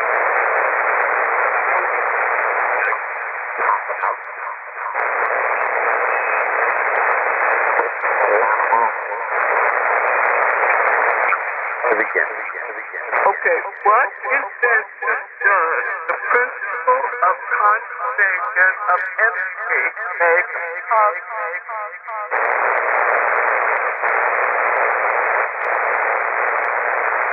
Okay, I have no idea. Okay, that's good now. Got it, Cyrus.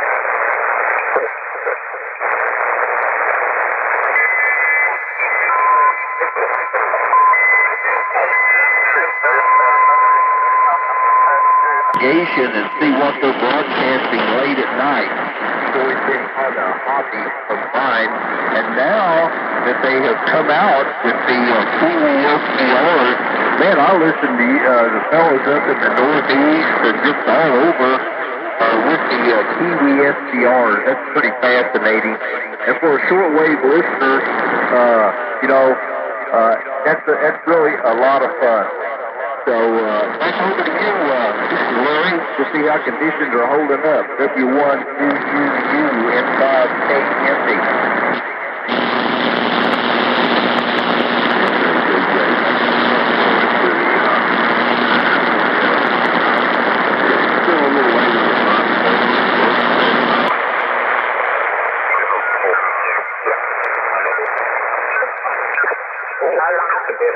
Look for next time. That's what I do.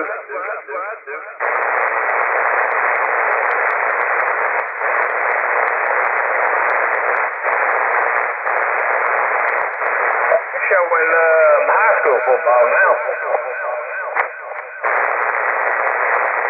And it said Carthage. Yeah, was that Mississippi? I don't have the slightest idea. Ain't but about 15 Carthages.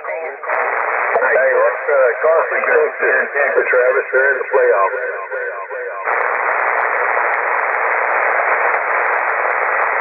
Well, these people down here, they take high school football serious, I mean. Boy, that's the truth, huh? And it's that way all over, you know it? Oh, my God, them women are screaming at the refs, call them every vulgar cuss word you can think of. I'm talking about them mamas up there, up in their 40s, and so, yeah, the refs looked at them, they just keep on, yeah, I'm talking to you. Travis, that's where we go to the ATB at in Carthage. Oh, it is? Yeah. I don't think it's the Carthage in Texas, though, Roger. Yeah, it is. Is it really? Yep. Wow. I know I'd hate to have to try and block Chris Jones. Yeah. That dude, not only was he's literally, he's fighting, man. He'll beat you up while you're trying to block. This looks like a different Kansas City team than it did the first half versus right now. It looks like a different team. Yeah, defense is still the same. They're still doing their job. Now they got the offense finally kicking in. Yeah.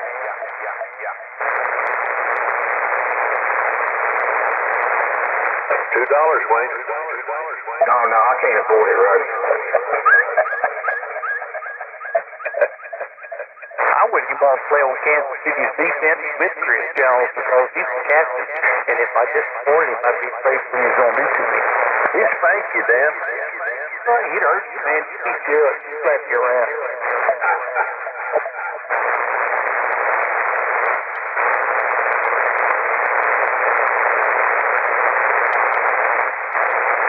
That's what I'm talking about, what they're, yeah.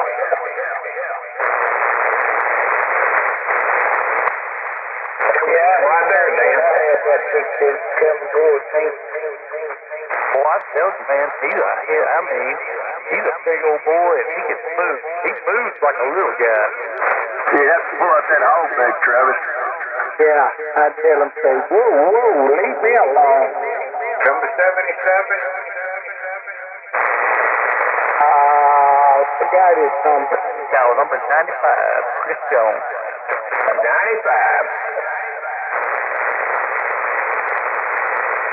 Which y'all like, Kansas City? Yes, sir. Okay.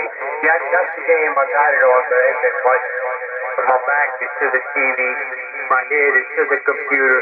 Boy, I got a lot of lightning crashes in the background from that little storm that passed through. That thing, did it come off the Gus? I can hear the lightning strikes over here, Michael. Did it come right off the Gus? I don't know. I didn't pay attention. I guess it did. It just moves northeasterly, and it passed right by real quick like. Oh, okay.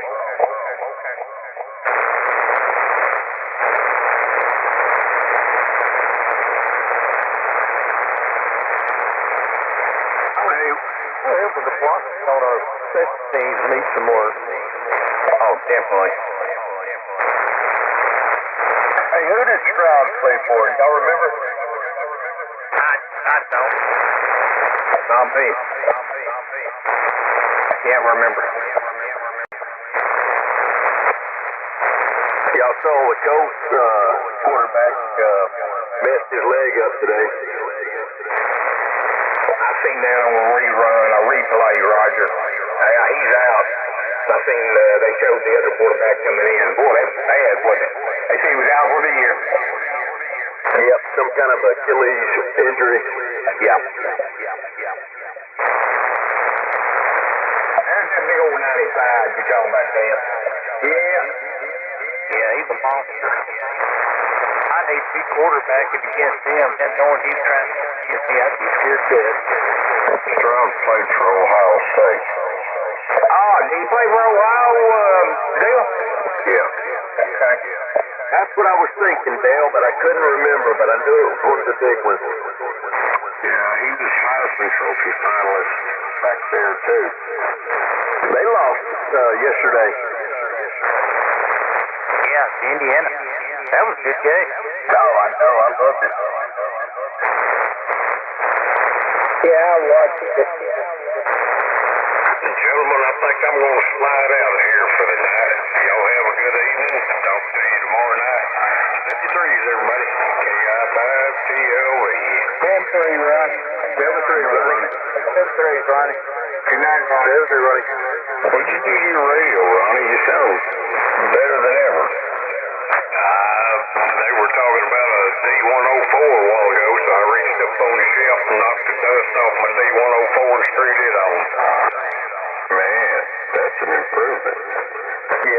Yeah, it is.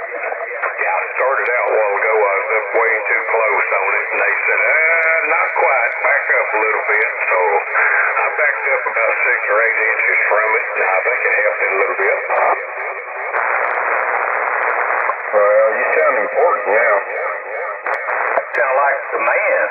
There you go. Well, I better get my polish out and polish this thing up and make it look good then. Get some wax on there, Ronnie. Go ahead and get some slobber on it, then it'll be ready to go. Yes, sir. Spit on it, slobber on it a little bit, and wipe it off under my armpit. It'll be ready. And go a long way. And 5MJF. AA5DA. KT5YCY. 75XY. 75FDF. This is W4 Vietnam Cherry. Kilo Alpha 5 Hotel Golf Tango.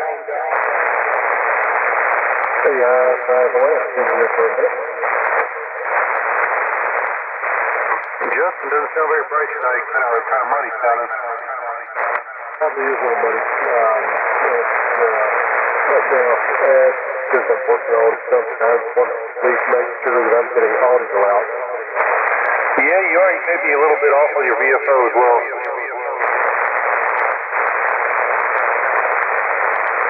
Sounds like it's in a UFO.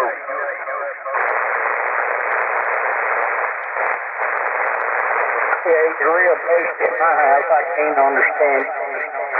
Yeah, you know that. I'm not off for that. Sounds like you're locked up in the trunk of a 56 Buick. Trying to get into the movie theater. Exactly. Yeah, it's got a little electronic down to it too, unless I got distortion. Maybe you got some ref coming in if you're not on frequency.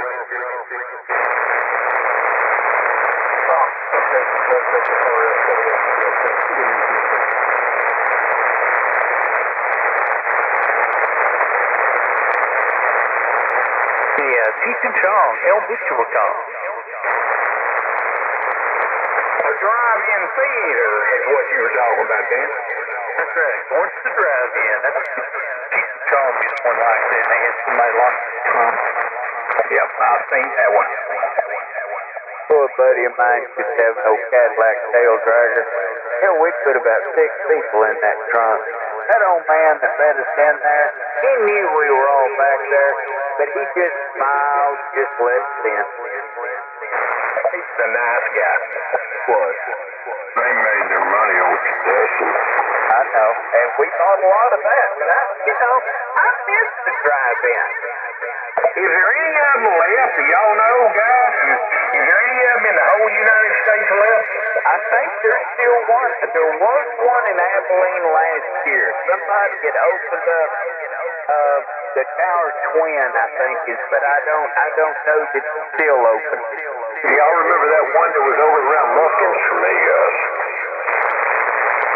Y'all remember that one that was around Lufkin's? I don't remember that in the right. Well, there's still one in Marshall, Arkansas that's still open there. Because I got a buddy of mine that just got a cabin up there, and that's when him and his wife do. They'll go set the cabin, and they'll go hit that Marshall, Arkansas. They'll go to that movie theater up there, but it's driving. Now, that'd be neat. But, you know, those speakers are highly collectible. You know, the ones you put on your window, you know, you roll it up just a little bit and stick a speaker on there. And all they say, done something else. Somebody be stealing them. I actually had one for years, and I for the life of me, I don't know what happened to it. Hey, guys, I think there was another station trying to come in there.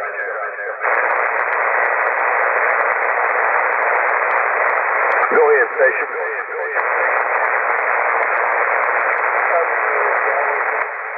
But I'm curious if it's still starting really bad. Wow, I'm barely copying. Anybody else got a copy on it? No noise here at all. Not here. I think that source players did this to make things noisy. Yeah, I heard somebody, but I was going to try to give him a chance, but I'm not copying.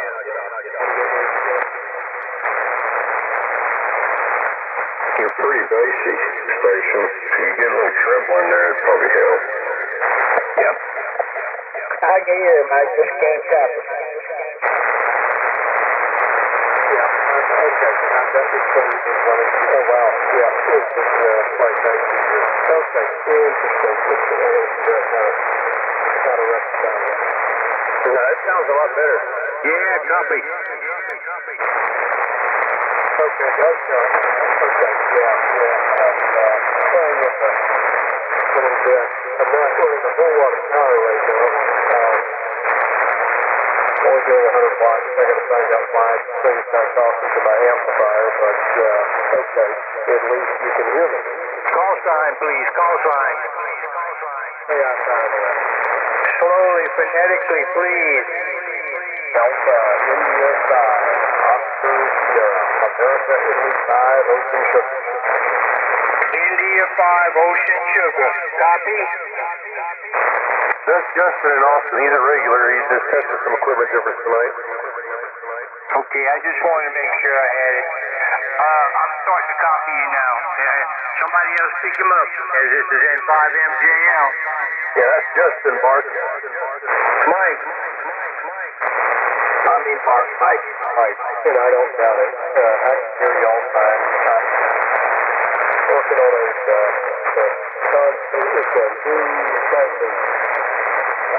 console basically here for the flex radio, and just seeing if it actually works.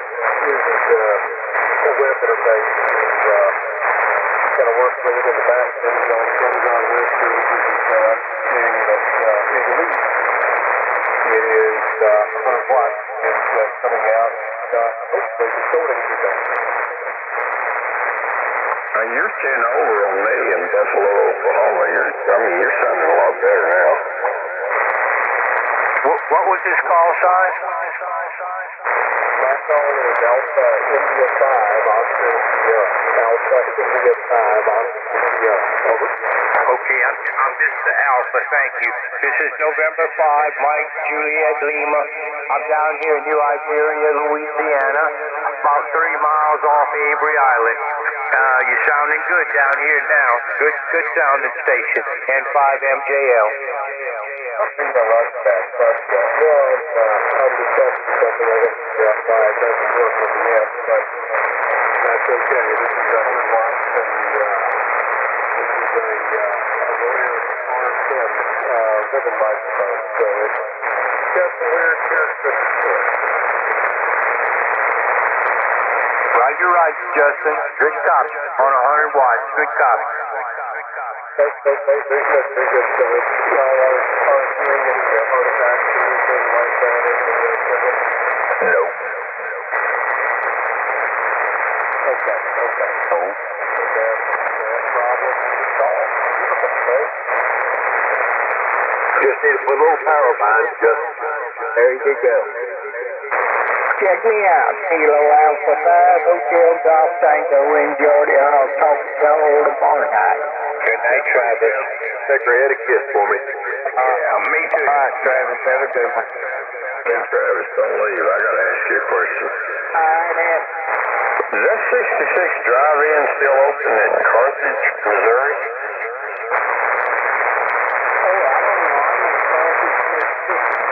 Well, my wife and I stayed at an RV park next to the one at Carthage, Missouri.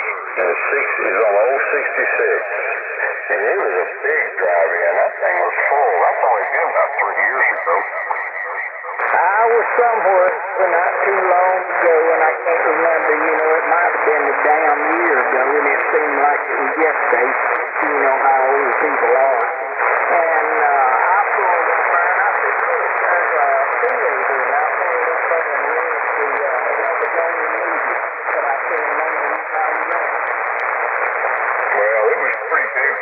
I mean, there was a line of cars for half a mile waiting to get in that thing. But anyway, y'all was talking about drive-ins. Okay, I'll let you go. W5SDS.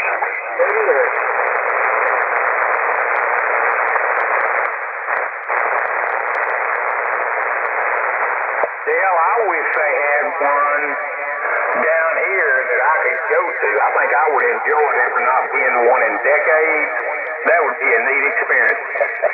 Well, so they have one over here in Shattuck, Oklahoma. It's about 25, 30 miles from me. When you go in there, you tune your radio to a certain FM frequency, and you can listen to it that way. Yeah, I think that's what's left of them are doing it now. But it's kind of cool to do that, really. We haven't been down there. The last movie drive-in I went to was at Weatherford, Oklahoma.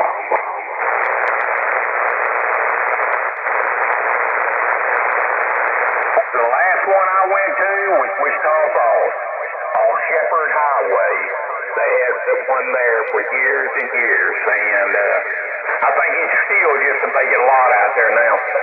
And 5MJL on 30. And they ain't found a BA. 85 YCY. RGH.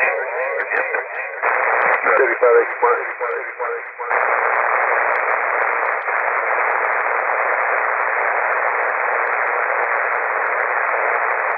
I went to a few of them, and I couldn't even tell you what the movie was. You were busy, wasn't you?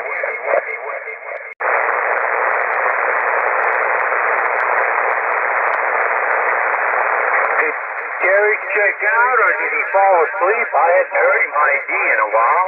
I'm right here. There's a dead space 4 feet up carry. Oh, okay. I was just wondering. I hadn't heard you. He was concerned. Yeah, I'm taking notes. Well, there's not much activity, so pay close attention. Yeah, buddy.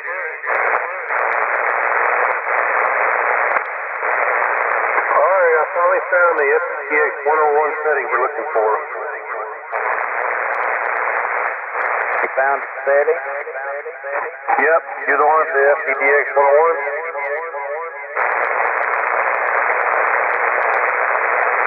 Who there has the 101 we were trying to set the audio for the other night? That would be Lynn. Lynn's on the 440 Kenwood, Matt. I thought Lynn was injured tonight. Yeah, he was. Lynn, you still in here? He must have got out, but he's on a 440 Kenwood, brother.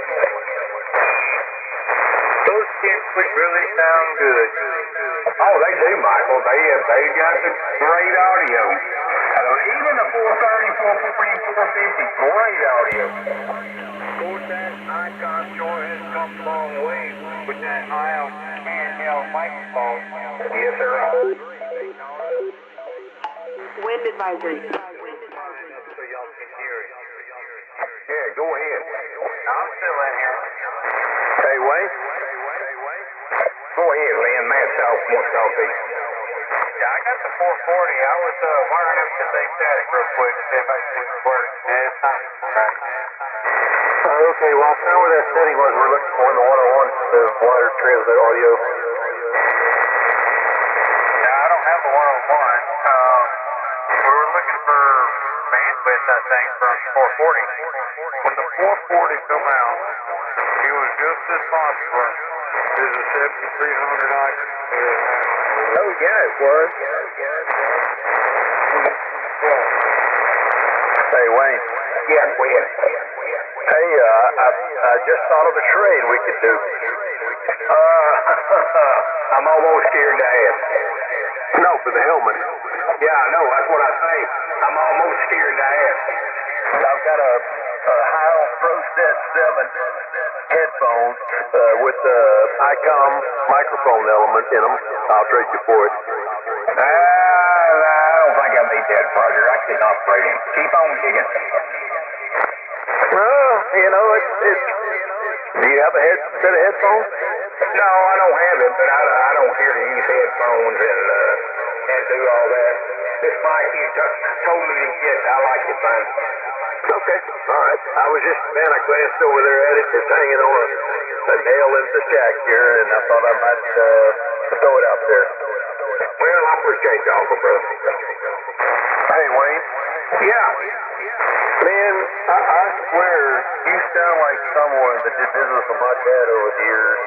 And my dad was into all kind of collectibles and flea market markets or anything else. When he came to that part of the world, if you ever meet me, you might remember dealing with him because I kind of look like my dad. And I'm just wondering if you ever dealt with him. I probably did if he's been into it. How long has he been gone? He passed 2020 COVID. I probably did then. I mean, he was into war relics and sports cars, memorabilia, any kind of flea market. I mean, he was a killer dealer. I mean, it sounds like some of the stuff you were into. And I know that he went to that part of the world. He probably went to your markets all the time. I know that he had lots of different antique markets or whatnot. I'm sure he did, man. And 2020, yeah, I was set up at Winnie at that time. I was set up at mine in Batter, but when the Winnie was going on, I'd set up over there. But I was outside underneath the pavilion, but I was still set up. So I probably run on him. He'd probably come up. I, of course, didn't realize it was your dad at that time. Yeah, I just wondered. Just crazy. Like even, like I said, he had some exploits in that part of the world over there. I know that he spent time in that area. Well, that stuff gets in your blood, and that's what happened with your dad. It gets in your blood, and it's very addicting. It is. Yeah, I'm kind of the same way. Like I'm out there for different things. Like I said, I've been just dealing with computers and stuff lately, but I got a rotation of stuff I do. Now there's tool in the shop. I'll build more chainsaws, and so it gets to be springtime. I'll find something else. Maybe I'll get back on the amplifier project. Oh, I know, man. You're into everything, and I know you're not giving up. It's like Roger said about Mahomes a while ago. He doesn't give up, and you're the same way, and you will keep pursuing it till you get it. And you are in a lot of different things and so forth. That's good. Yeah, I use my hardest powers of AED for the powers of good. But no, who was in here the other night that we were trying to tune that FT8 101? Oh, I don't know. Maybe Roger knows. Man, I could have swore it was what was it? Was it Paul? It was the Yasu radio. We went through the equalizer settings on it. I thought it was it Paul? May have been. Yeah, I can't remember that. Well, heck, I finally found the bandwidth setting in the menu. I was talking through it. Man, I would forget if it was yesterday. Okay. Whoever this person was, I'm curious because Tom, 2014 Tom, it said a bunch of stuff for his one-on-one who is he sent it back to go to, he turned up the wrong way. But he's transmitting two sidebands at one time sometimes. Oh yeah, I've seen that happen before, Terry. So it usually happens when you overdrive it. I guess your compressor set too hot, and it will. It actually almost like an AM without the carrier. Yeah, that's what it is. Like an AM without the carrier. He said he knows doing it. Got the diagnostics on it. Said back to him. Said it was up wrong with it, but still doing it. But the ultimate comment in that comment, we've been laughing about it and chuckling about a possibility of the environment in which it's being operated now. And that's what they left it there. Well, that doesn't make a lot of sense. I mean, it's not humidity or temperature's not going to swing it that much, but so what it does is suppress sideband, single sideband, suppress sideband, whatever you call it. So yeah, if you're operating on lower sideband like we are here, it should be not producing anything on the upper sideband. But I have seen my AC will do that if I overdrive the crap out of it. Well, there's some of them have that problem. But he's just curious if someone asks, do you know of anyone else that has a director like that with the same issue? And he mentioned it to me. Do you have that issue with yours? Boy, he just barely makes that shield go. My God, on the opposite pole. Oh, no, I don't have that problem with mine, but I'm not overdriving it. I can try overdriving to see if it'll do it. Does yours do that, Matt? I can try overdrive to see if I make it do it, but I remember seeing it do it once, and I've never replicated it again because I just had it set too hot. Okay. Let me see if I can break it. Stand by. Hey, go twist everything to the right. Point down. I said, there you go. Twist everything to the right. That's how you'll figure it out. The field goal kicker, he hit the pole on the last drive on the right side, the right pole, and Dale's right. He apparently made it and went to the left. Stage radios go to 11. Number 11. There you go. All right, there's all the knobs to the right. Nope, still not making the sideband. Interesting. That's where you turn your amplifiers. You turn them to 11. That sound like way overdriven. N5MJL. A5D8. W5RDH. AD5YCY. Touching 5XMR on maximum overdrive. 1212. W5SDS. Well, guys, does it sound all wrong? Hey, can somebody give me a signal report? Come back. Back, yeah.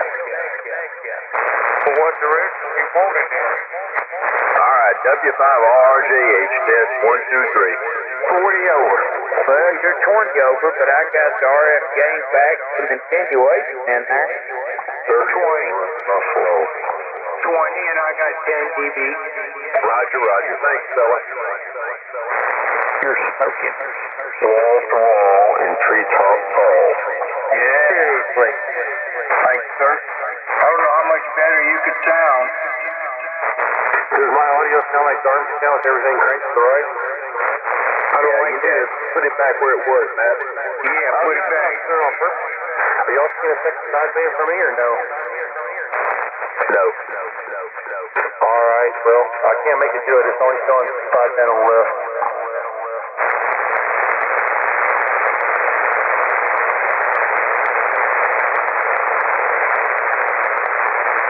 As an old friend of mine used to say, if that's the way you want to sound. You Roger used to do that K85ISD. What's that, Jerry? Beautiful, beautiful. This over there in Urban, Mississippi. Tell them to send to him old Army drill sergeant still on there, and he tells signal for, oh, you sound okay if that's the way you want to sound. Hey, old Ray. Remember old Ray? I'm down Booker, did he? If that's the way you want to sound. Yeah, the ornery old coot. I've met Roger a bunch of times over there. So we all used to get together and have dinners and get together. Yeah, he used to say that. I wish I'd have been around during that time. Before me and Ray, we used to cut up. I used to go to his house every other day and drink coffee. Yeah, buddy. I'd make him turn that damn CNN, MSNBC stuff off. Almost had a bad word. Was he a Democrat? Oh, yeah. Oh, he was big time Democrat. I can't tell you how many times me and him went round and round. As a matter of fact, there was one night, old Jim lost his leg. He was an elderly gentleman here in New Iberia. He called us both down. I mean, he got in between us and he called us down. Made us stop. And I appreciated that. I respected that old man.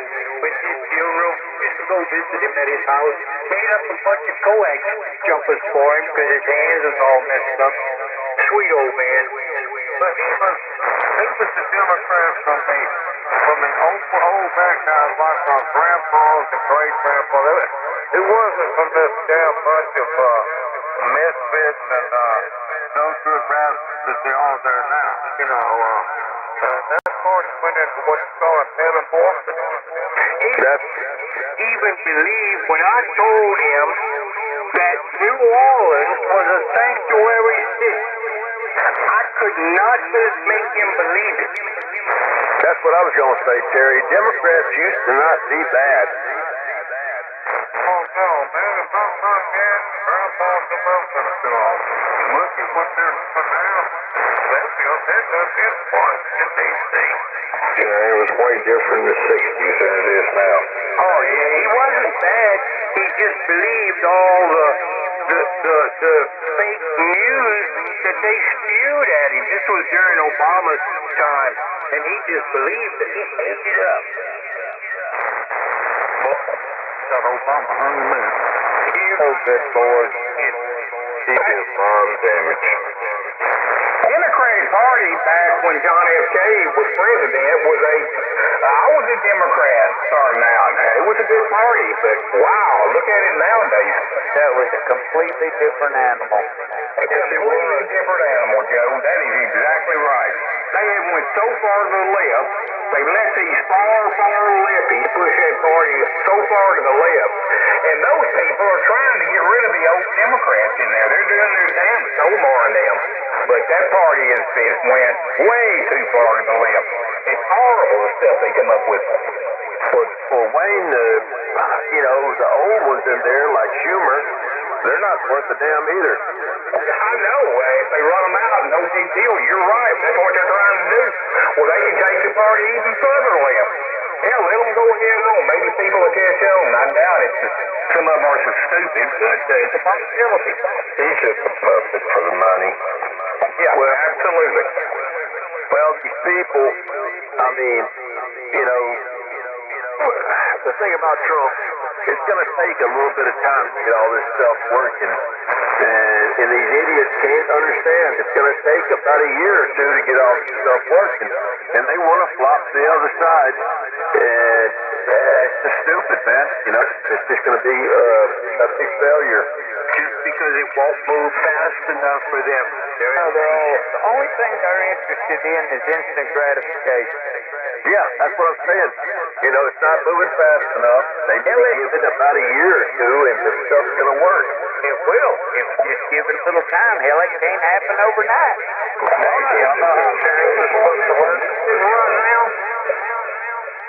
Marjorie Taylor Greene. I would not think she'd be a quitter. She's dropping out. I guess she's acting like she's an independent now. I don't understand it. She's against Israel, and I don't know what's got wrong with that girl's head. Yeah, I agree, Wayne. I can't believe that. I thought she was strong.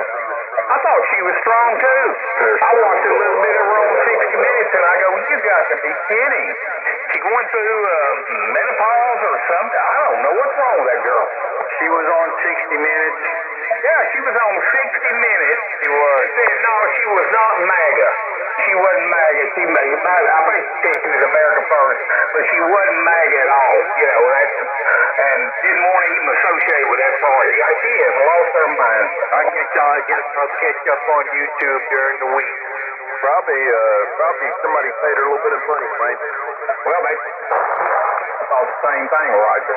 I'm sure there's something to talk. I thought the same thing. Or they had something really bad on her. I don't know. Yeah. It's just going to take some time. You can't take 4 years of bad policy and fix it overnight, man. The stuff that's done in 10 months is amazing, but you can't fix all inflation and all the prices and all this stuff. The big, beautiful bill hasn't even went into place yet. You're absolutely right. Didn't go into effect. Absolutely. 100% right. It will take time. They dug a deep hole. You're right. And it's going to take a while to fill that hole back up.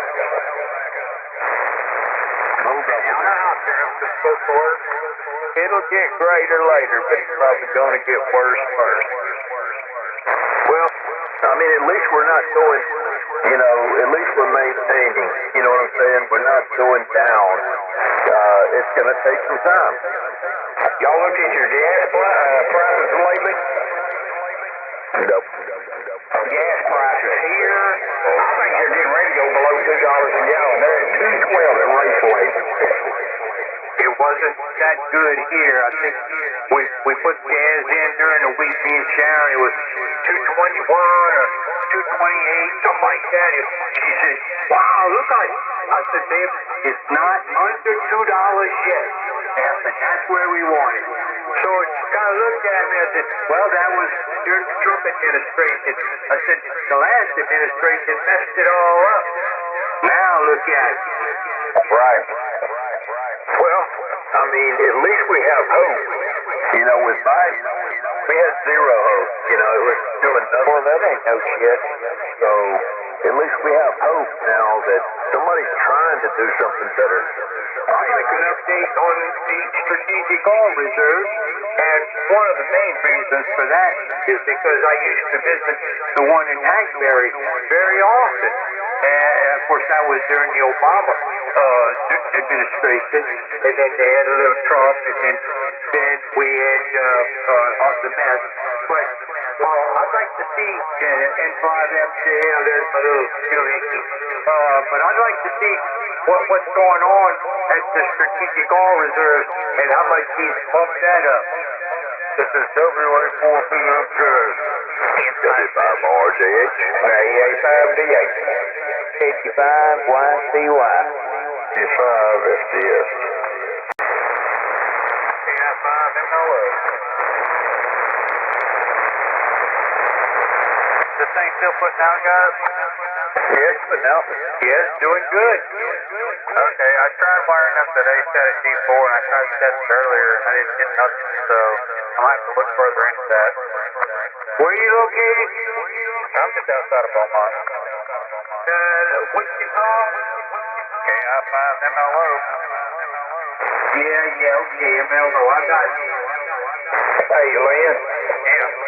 Those heads on them D104s are notorious for going bad, and that could be a possibility. You can't get the mic to work, it could be the head.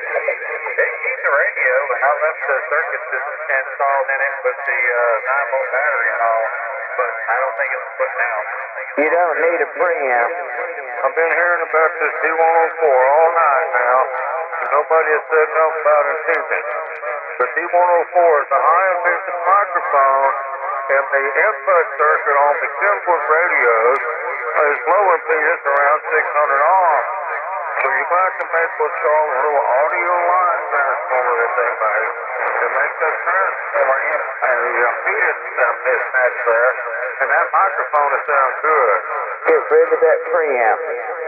Yeah, you get rid of that preamp, because that's provided by this D104 is 20 ohms without a preamp. That's flat speeder crap on there. Yes, sir. That D104 it's a crystal microphone, and those crystals will go bad. So, if you got the one out, replace it with one of those aisle HC5 or HC12, which will work in there. Because when he first come out with those guns, he had them when they were doing an MC50. Well, when you bought one of them, you got the little pamphlet that came with it. It would go into all types of microphones. So that's what I suggest you try to use the D104 Kenwood. Yep, I'm gonna look into that. But hey, I have a question though. Do y'all know how the tariffs are supposed to work? I'm not quite understanding what you were asking me, over. The Trump tariffs, everybody's talking politics. Do you know how they work? Well, by what it talks about, they have all kinds of tariffs. I think, if people are charging us money to export our stuff, we should charge them the same thing to import their stuff. Well, you hear people on the news talking about how it's going to cost more of this, that. Well, actually, it's not the country, or it's not the people that are making the products that pay the tariffs. It's the citizens of the country which they're bought, because make prices higher, so you buy less of that, and then in turn, they'll open up factories to produce it here. Yeah. That will bring the factories back over because they don't want to pay the tariff. They were here and they moved off, and that's going to drive them back. Plus, the money we're getting. This is not the first time our country's charged tariff. We used to charge them at one time. If we start paying it down, that'd be the best thing in the world. Right, so my point is, tariff is being paid by you, it's being paid by Bob next door, it's not being paid by the other countries, it's being paid by us. It's our money, but it's designed to make the product cost more for us so we don't buy it that much. And that's exactly right. I got a prime example of that. What it really is supposed to do is stimulate domestic business. And it does that by making imported goods more expensive to have manufactured. For example, I'm having some stuff manufactured. I sent them to a place here in the United States. And I would say, compared to this time last year, it's more than double what the cost was before between the aluminum and machine work. So it cost me double because it's still cheaper to do things overseas than it is here in the United States. But what it does do, though, I have to pass that higher cost on to my customers. So yes, it is absolutely driving up the cost of goods. And I would hope that eventually that the U.S. market starts manufacturing more. But we're at that in-between point right now where it's just a lot of damn pain, honestly. Right. But most of the time when I hear talk about tariffs, they make it sound like they're paid by the import companies, but they're actually paid by us at higher prices in the stores. So the news media, they twist what they want people to think about the tariffs. Well, you're right, Roger. Yeah, we're going to go through a little period here, but bring more manufacturing online. Be patient, it will be better. I think tariffs are a good thing. Very good thing. And, we've been robbed by these countries long enough out there. It's a pain right now, but yes, it should benefit us in the long run. Politicians are getting kickbacks off of it, but they will equal out, and they'll start absorbing some of that cost. And probably your stuff your order will probably come down. Yeah, that's what I'm saying. We're just going to have to suffer a little bit, but I mean, we put ourselves into this situation. We've got to be able to put up with a little bit of it to get out of it, or we're going to lose our country. Right. Yep. So it's just crazy to see something that's so simple that a year ago it was half as much money, and they even ask you like how you sell off import stuff determines how it is. So if it's part of vehicle parts, one rate, if it's part of other parts, try to say exactly what the part is to be a manufacturer. So they can put the right tariff rate on it. Over. Thank God we've got a president that's willing to, acknowledge the stuff that we've got ourselves in a mess, but we've got to hurt a little bit to get back right. Thank God we've got a president that's a business. Hey, what if we had got Harris in there? People, make sure I'm not doubling. Can you imagine what this country would go through with Harris as our president? That good fun? I'd say to Mexico and wouldn't come back. Wayne. Oh, exactly, Joe. Adios, amigos. Texas could be its own country again. They'd be kicking the can down the road, same as they always do. Yeah, it would be bad. CR time. And I'll circle back on that. Well, I just hope we get a James Vance in there or a Marco Rubio, somebody good that will follow up with this stuff, so we can kind of, 4 years is not enough. J.D. Vance, that's the man, Roger. I hope so. And Trump will get behind him. They asked President Trump, who are you going to back? And Trump says, being smart like he is, well, we'll wait and see. There's a lot of people. He's going for J.D., but why would he say he's going for J.D. now? That might piss Marco off, and he is doing one hell of a good job. So he's playing it right, saying, well, there's a lot of good people. He's going back to J.D., there's no doubt. Yeah, way better than old, what was his name? Mike Pence. That guy there was a wishy-washy son of a gun. Yeah, he was. He was a wimp, Hey guys, I'm gonna go ahead and check out for the night. I've been here for a while. It's time for me to go. All right, Brother Lynn, and hope you maybe get that mic going. Those heads are notorious for going out, so I don't know, you may Ask Brad. He may have another hint for him. Anyway, good night. Considering this in the attic for a number of years, I'm pretty sure that has so good night, everybody. 7-3. 7-3. 7-3. With your microphone there, all 53. I've got one of those things sitting up here in the box that's never been taken. Well, I took it out of the box, but it's never been put together. It doesn't even have a connector on the cable. What is that, a D104? Yes, sir. Is it gold? No, it's not gold. It's a silver one, and it's got screws holding the label on top of the head. Right. I got 2 gold. I got a gold one, and I got 2 silver ones, Joe. Yeah, we got Good evening. The time is 10 p.m.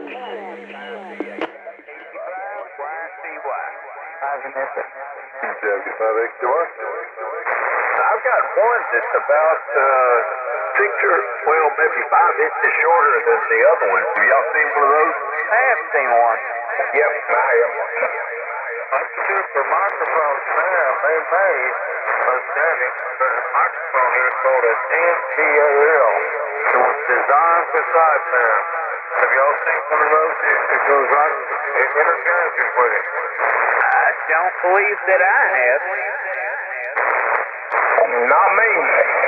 Not me either, Terry. Yeah. So if you look it up in Google, it's called the NPAL. And it was designed on a side sound microphone for the static thing. It went on this same microphone sound as the D104 here, so. Right.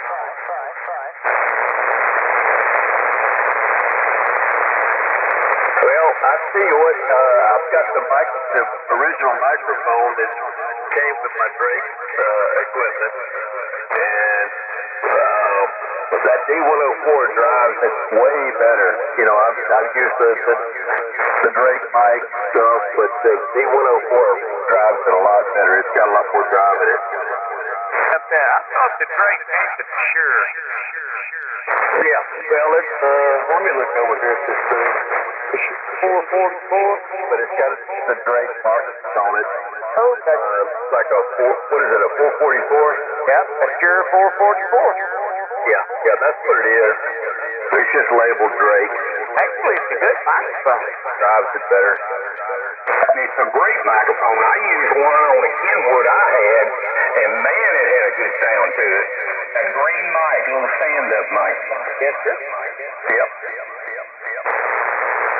If Lynn had one of them, yeah, I think that would work real nice. Well, Wayne, I collected all this Drake stuff, and I kind of got crazy with it, and so I had to have one of those microphones, but I tried it, and the D104 worked better. Well, yeah, I understand completely. I have one of those in my room, sir. Me too. And they said my audio was just stand-up, and whenever Keith or over there, someone always stops and they compliment about audio, and I suppose it probably was that microphone doing it. You talking about a D104 in the past? Matter of fact, I've got one in the shed. I saw it the other day. Wind advisory. Get it back running. Yeah, no microphone is yours on the two radios. You talking about a 104? Oh, yeah. Of course, all the new radios back in those days had high impedance input on the microphone circuit. So that's what you're going to want. Use some of these newer microphones, newer radios with it. It'll work. You just got to put a transformer on there. Make it sort of match. Roger. Hey, Dan, what are you running on your 10-foot? PR40. Do you have to do anything special to get that thing to work? No, it's plugged in and went in there. The transmit EQ setting. PR40 is an amazing microphone. Oh, yeah, Dan, I think Dan's got one of the best sounding audios I've heard. Absolutely. Dang, that makes my head feel up. That's what makes it good. I'm just a 781 right now, but I used to have, or on my FT1000D, I've got a PR40. Old boss of mine, he used to come down here and talk to us on 3916. So our buddy Tom, he still Tom one of those microphones, the 780, one of who it was, he wanted to try it out. He comes out there now and then, so Ray and old Ralph, a bunch of them had these microphones, so he wanted to hear it before about it, and what they thought was, and then wonderful. Yeah, hey Dan, what did that thing, how much were those mics run? Oh, they were started out being, I think they were $3.99, and then they went down to $2.99. I hadn't priced them lately though. I see some on QRZ every once in a while really priced real low. Roger, so they still make them? I've got a special on 781 Jones right now for about $145 or $150. That's a good price. But no, they stopped making QR40. They don't make them anymore. Really? I didn't know that. Stopped production about, I think about a year ago.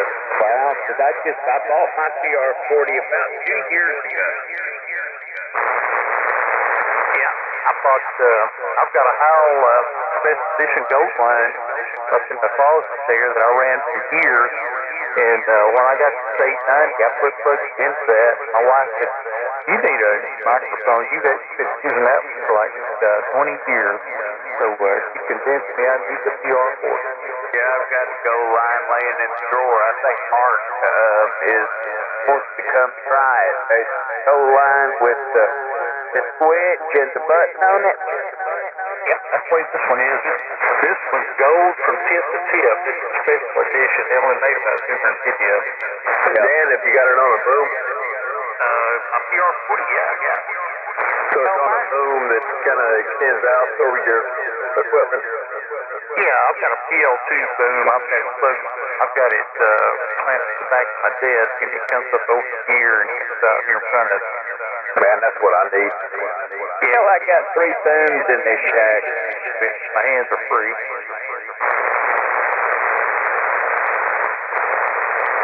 Well, it sounds really good, Dan. Well, I appreciate it. I try to sound good for you guys. I know y'all don't like trashy stations, so I try to do my part. Well, we all do. And it does sound good, Dan. It does sound good. Yep, sir.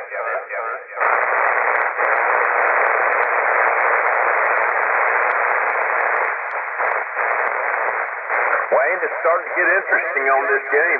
Oh, I'm into it hard. I am, man. Of course, Kansas City's receivers have dropped balls that should have been caught and so forth, but they better get down there and score, Kansas City better. Yeah, I think it's going to get real interesting. Yeah, it's going to be a good game. Yep. I like it like that. I'd be willing to lose $1 for a good game. I know, yeah, me too.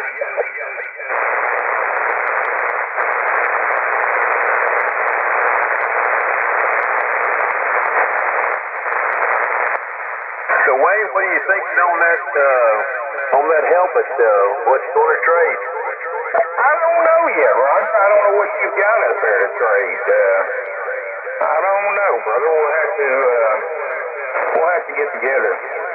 Probably maybe on the phone or something, like you said, one day next week, and see what you guys and so forth.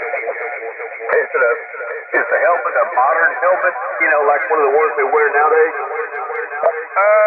Yeah, it looks like it. Well, whatever they had when he went to, the Texas and started playing right out of college. It's the helmet they wore back then, so I don't know. Whatever they had then is what it is. It may not be as modern as what they got now. Roger, because I've got an LSU helmet, and it's probably from the 70s, and but I mean, it's a collector's item, but it's a LSU helmet. Okay, you never believe where I got this. I tell you, I was leaving out of Hot Springs, and there was a garage sale, and I turned and went and I bought a bunch of stuff. I loaded the back of that truck up there, and I picked up that, and it had a case on it. Well, I had a Dallas Cowboy, Michael And of course, that's a hot helmet. And you could tell he had played in it and so forth. And I took that one out of the case. I sold the Michael Irwin helmet, Dallas fan, out of Beaumont. And then I got that one. And that's the only one I got left. But it was weird that it ended up right outside of Hot Springs, Arkansas. You know it? Roger that. Yeah, I'm definitely interested, man. I like that kind of stuff. It's certified. That even makes it better. Of course, the Dallas one I had certified also, but it's been certified to be authentic. Roger. Well, hey, I found all those two big old racks of baseball cards. I'm gonna send them to you, and you can do whatever you want to with them, but because I'm not gonna mess with them. But they're baseball cards from the 70s and 80s. And 5MJL. AA5 and D and an 8. 85 YCY. Roger, I don't know that much about the baseball cards. I've got some there. I got in them back. I don't have them out there. I just don't know, but I know some of them back in the 70s, they could have some value to them. Roger. Yeah. I mean, they're just sitting here, Wayne. When I was cleaning out my shack, my shop, I found them, and they were kind of out in the pasture, and I said, man, these things ain't doing me a damn bit of good, so I bet Wayne could probably move them. Okay. Hey, I can look some of them up and stuff, and I'll just put the money back for you. And, I'll be glad to do that. Roger.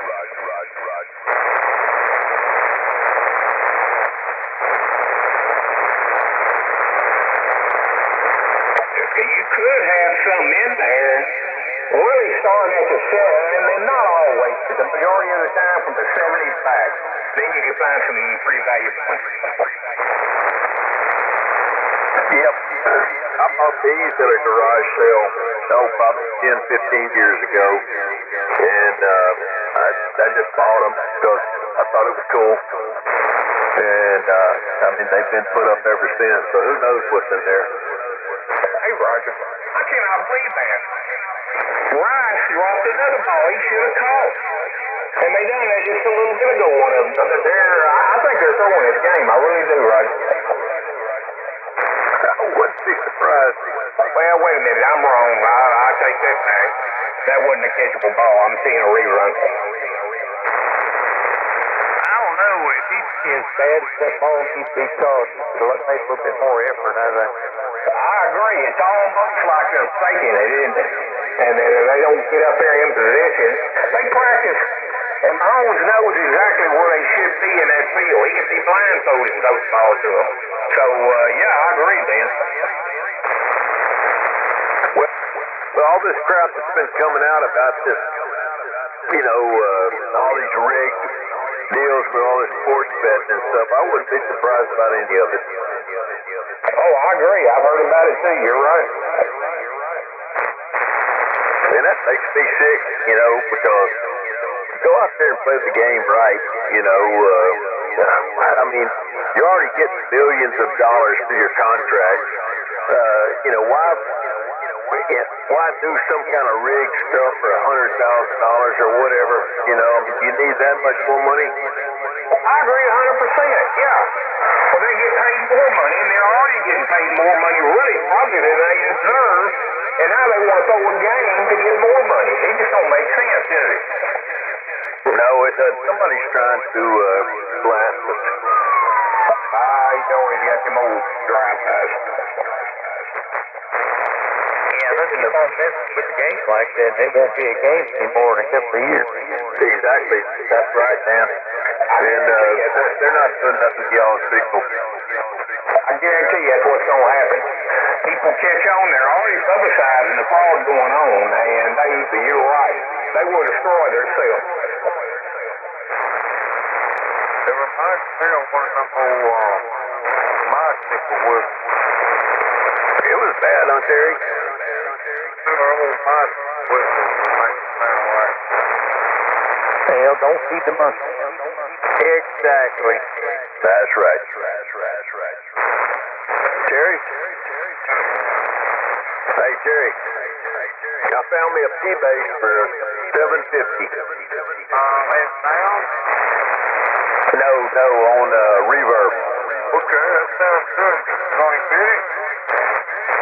Yeah, I'm gonna get it. I'm gonna get me I wanted a J base, but I decided to go ahead and go with a P base instead. Okay, so you I'll enjoy playing it. He should have caught that ball. You're right, Dan. I just watched the second replay. You see that? There is no excuse in that.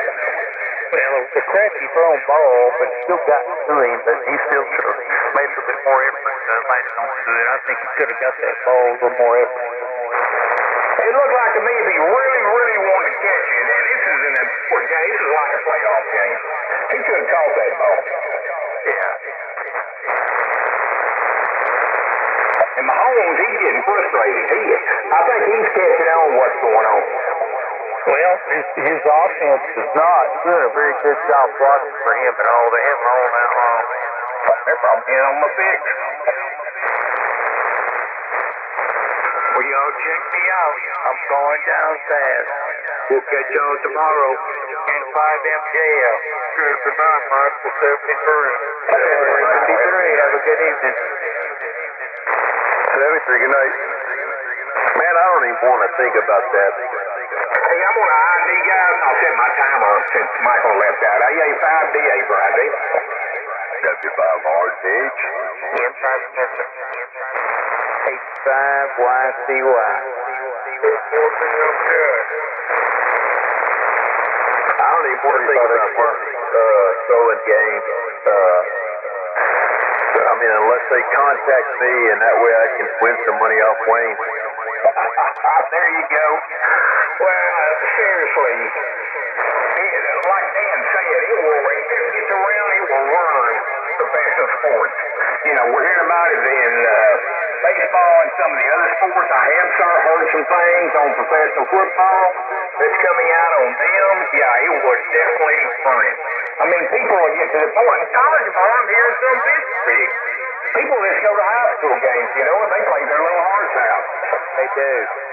They don't make any money. Man, is, you know, fourth quarter, man, they play their ass off, and they make some points, and they just really get it. Why can't they play like that for the whole game?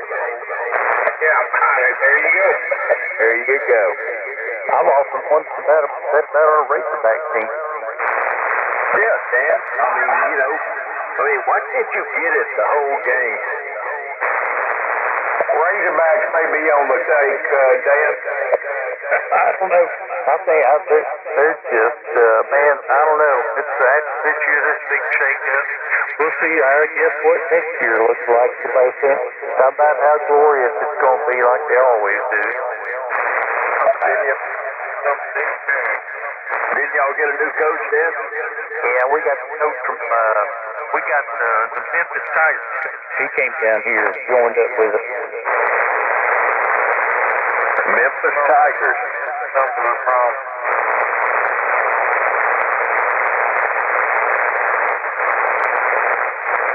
Hey, Jerry. Yep. What kind of budget amplifier would you suggest for a bass? AL80B. A budget amplifier? Yeah, for a bass. You're just going to be using that bass in there to place there with my around like that. Actually, if you're on place there, right? Yeah. Okay, I can go with something like 40 or 50 watt or, I mean, you know, there's a lot of them out there right now, man. You just something over mine, you got something decent in ours out there right now. You just, how much, you know, just look at the selection there is out there. You're not no dumb when it comes to these amplifiers. You're going to see what I'm talking about. I mean, there's a bunch of them out there right now. I think they're going for around $200 less, 650 count. Well, that's kind of a whole lot of money. What? Okay, so like a little Fender or something. Yeah, I think a nice little amp, got a lot of too. All that kind of stuff on how you play a CD players from on some kind of device to practice with. But well, yeah, they don't. I think the 3 or 4 of them had a little equalizer on them. They're pretty neat. Roger. There you go. The keys kind of different. You just not everybody got what you want, stuff like that.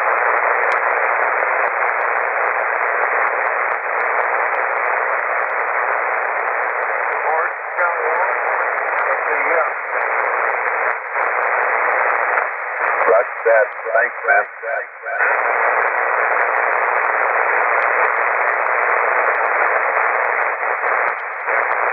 Well, they got the ball back, and they got a score.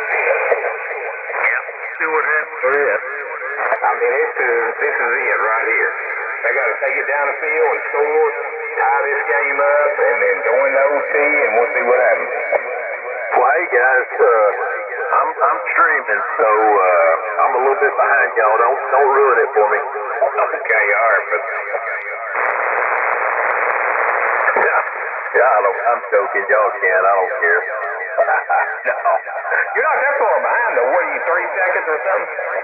Oh, I'm probably about 15 seconds behind. So all right, okay, I'll keep that behind it.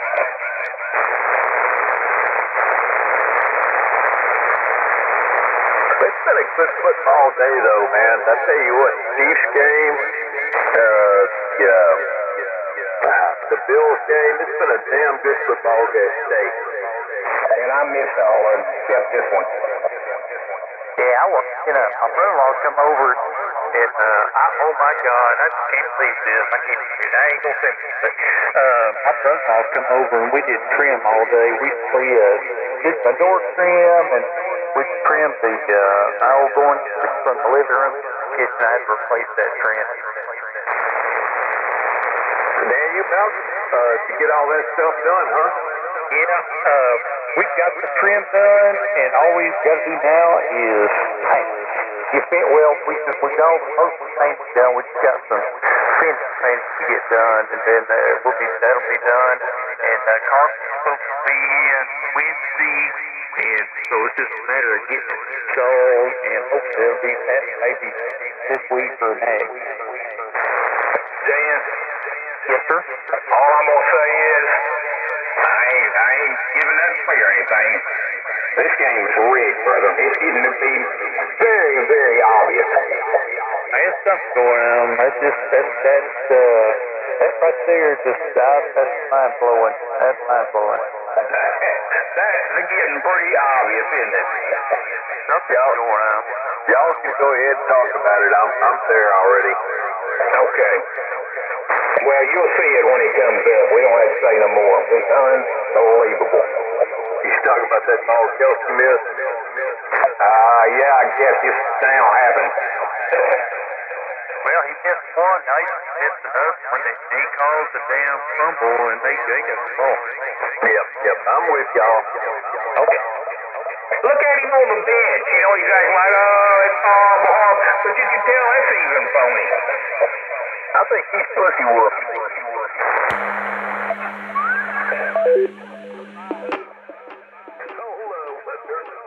What's her name? And that's tough, man.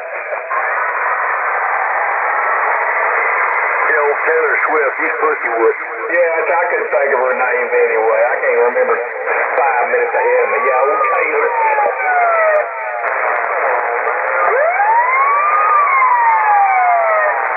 There's the village idiot. Well, we got the Democrats coming out now. Yeah. Watch out, the Indians are on the warpath. Go back to 200.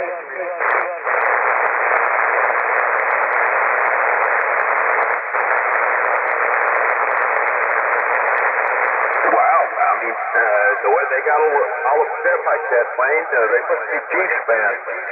I think that, I don't know. Either that or that was not being upset call. That was a, I'm happy, man, I'm happy. I think that's it. Yeah.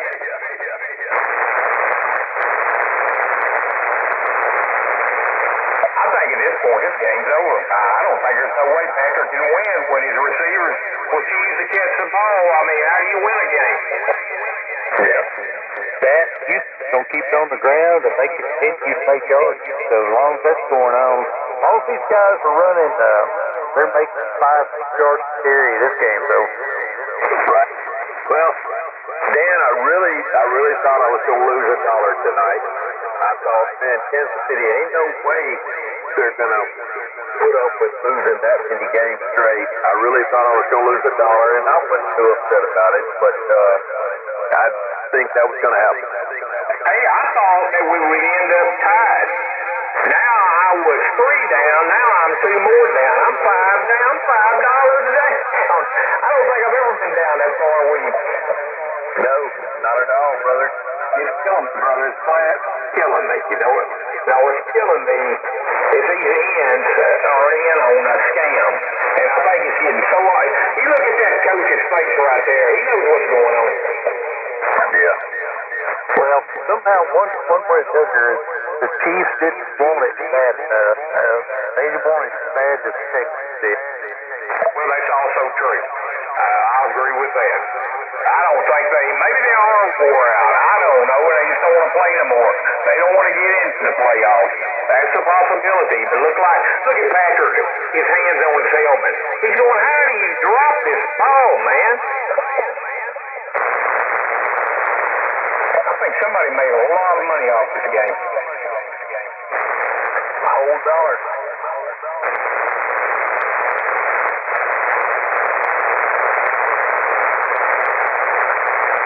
That's what I think. Maybe they're tired and wanted to, no, we'll just go back to the house and watch it at the, watch the playoffs at the house. They gave 5T8 Friday. Get 5YCY.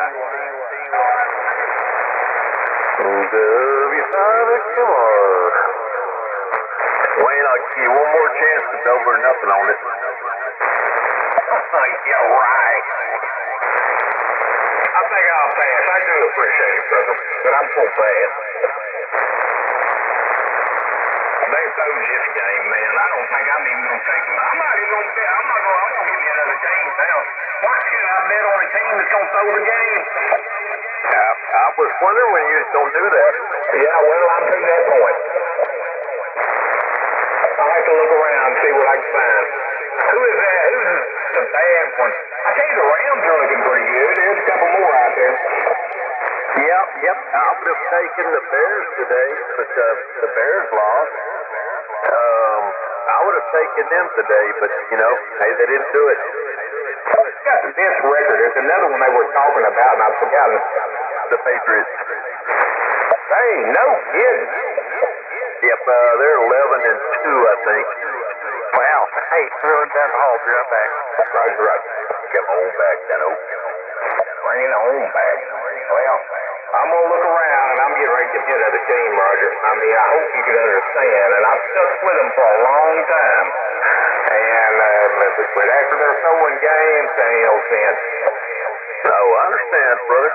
You know, hey, it's just all fun. Well, I know. I'd like to win one anyway. Well, it's been a good year for me, Wayne. I know it has. I come out on top last year. I was feeling good. You did get the Super Bowl. I'll give you that. And this year, Kansas City has killed me.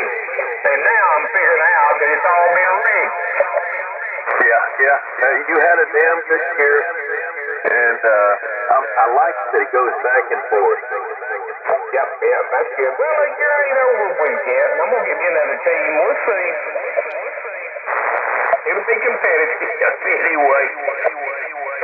If I could pick a team for you, would you let me? I don't know. I think I'll pick my own team. I certainly appreciate that, but I better pick my own. And you pick your own. Okay, you know, I've got the Eagles, but man, I would definitely go. I'd go with the Bills, Wayne. Nah, I don't think so. I'm gonna get somebody else. Did they lose? They won today, but not that good. You like the Bills? You got off of them. Maybe you need to get back on them. No, I haven't been off of them at all. I've been on the Bills. We made some bets earlier this year, and I've always had the Bills, but you somehow switched me over to the Eagles, which I like the Eagles too, but I've always got the Bills. Oh, okay. I did a mind game on you. You got off the Phillies and went to the other. Okay, well, I'll go for that. Yeah. Yep, I love the Bills. Josh is awesome. Oh, I know you like them. I couldn't understand why you got off them, but I did. I'm a pretty good salesman, and it's kind of like the automation deals and music and all that. I was playing in the background and done it. Yep. You got me, Wayne. I know it. I didn't get you good enough. You're way up on top. $5, brother. I might have to drive down there to Port Arthur. Yeah, bring it on down where I can pay you your money. I'll feel better. Well, it ain't no quiz. I'm going to get me another team. I got to look see how they stand. I don't think I'm betting on this team. They probably win out, now I'm getting off of them. Well, I tell you what, man. If I had to pick a team to go this year, I would probably have to go with the Patriots. I've watched them play a few times, and they're pretty solid. Well, who are you going to stick with? I'm going to stick with the Bills. All right, you're taking the Bills. You're not getting off of them. They do look good. They look good today. All right, I'll give you an answer tomorrow who I want. I'm just not sure at this point. I just hate taking them West Coast teams out there. Roger, I'd probably take your advice on that. Can you understand? That is so far to the left, man. I don't think I can root for a California team. Well, the Bills, they're in Buffalo. That's New York. No, I'm talking about you were trying to put me on the Rams, weren't you? No, I was trying to put you on the Patriots. Oh, the Patriots. Well, there you go. They're just as bad as California. That's there. Well, we don't have any good soon-ass Texas teams to pick from, Dan. I mean, Wayne. I know it. It's the South. I want a good Southern team, but we don't have any. They're all throwing the games or they're lousy. They ought to fire them in. They really ought to. They ought to just get rid of them. Fire who? The ends. The ones that's throwing this. Rice and that other one. Oh, yep. The coach knows this. He goes, man, what is wrong with it? And they done this. This is not the first game, Roger. I wouldn't be down so hard. They have done this consecutively the last 3 games. They drop the ball. Yeah, it doesn't make sense because Mahomes, he's got so much drive, and I think he can kind of force the team to do what he wants them to do, but he hasn't done it. Well, I mean, if they're getting paid money under the table like that, and it's fixed, it's hard to. Well, what do you do, man? Yeah, well, I hope that's not true. I hope so too, and it may not be, but it's certainly looking that way. This game's over. Mahomes can. I mean, you seen him pushing a while ago. He's trying his little heart out, and then he's got the ends out there wanting to catch the ball, and they're catching the ball. Yeah. I guess sometimes you just have a bad night, maybe. I don't know. I don't know. I hope that's right, Bill. Yeah, me too.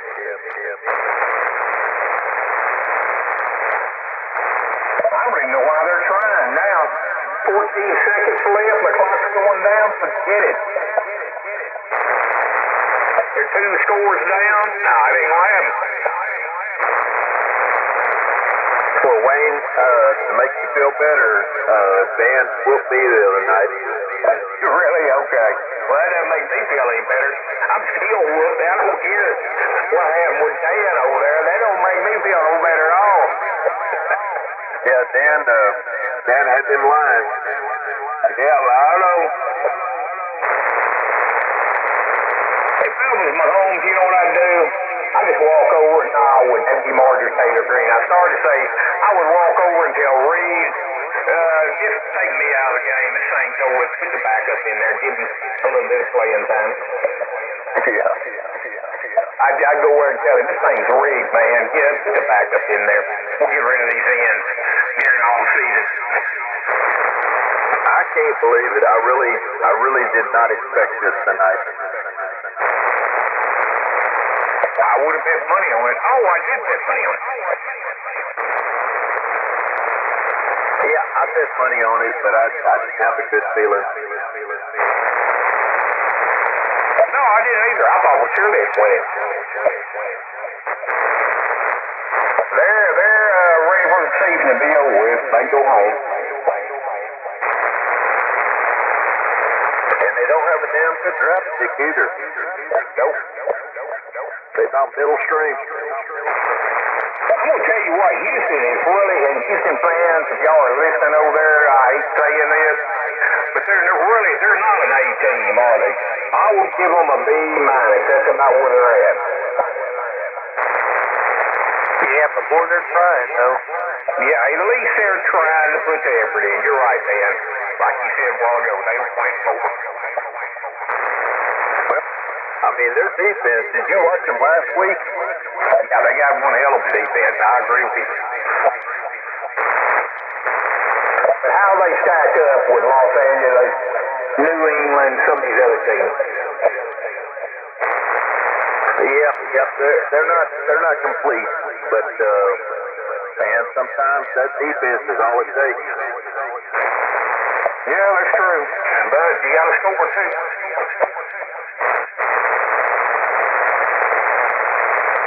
Well, the things they've been doing on defense, interceptions and pick sixes, you know, if you get enough pick sixes, I guess you don't have to. Well, yeah, good point, mate. I'm going to get out, guys. This thing's over with. I'm going to go in there, and I think I'm going to go in there and get the towel. I'm going to cry a little bit, and then I'm going to go to bed. Anyway, y'all have a good night, and talk to y'all tomorrow night. And it's that time to ID anyway. 885D8, here, 73. W5RD73, Wayne. Wayne M5, MFY. Good night, Wayne. W5X tomorrow. Have a good evening, Wayne.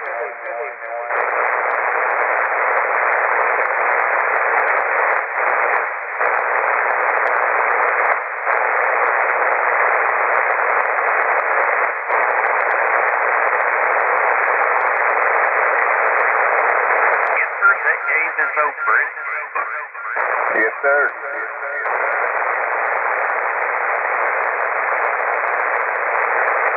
Did you watch the Green Bay game, Dan?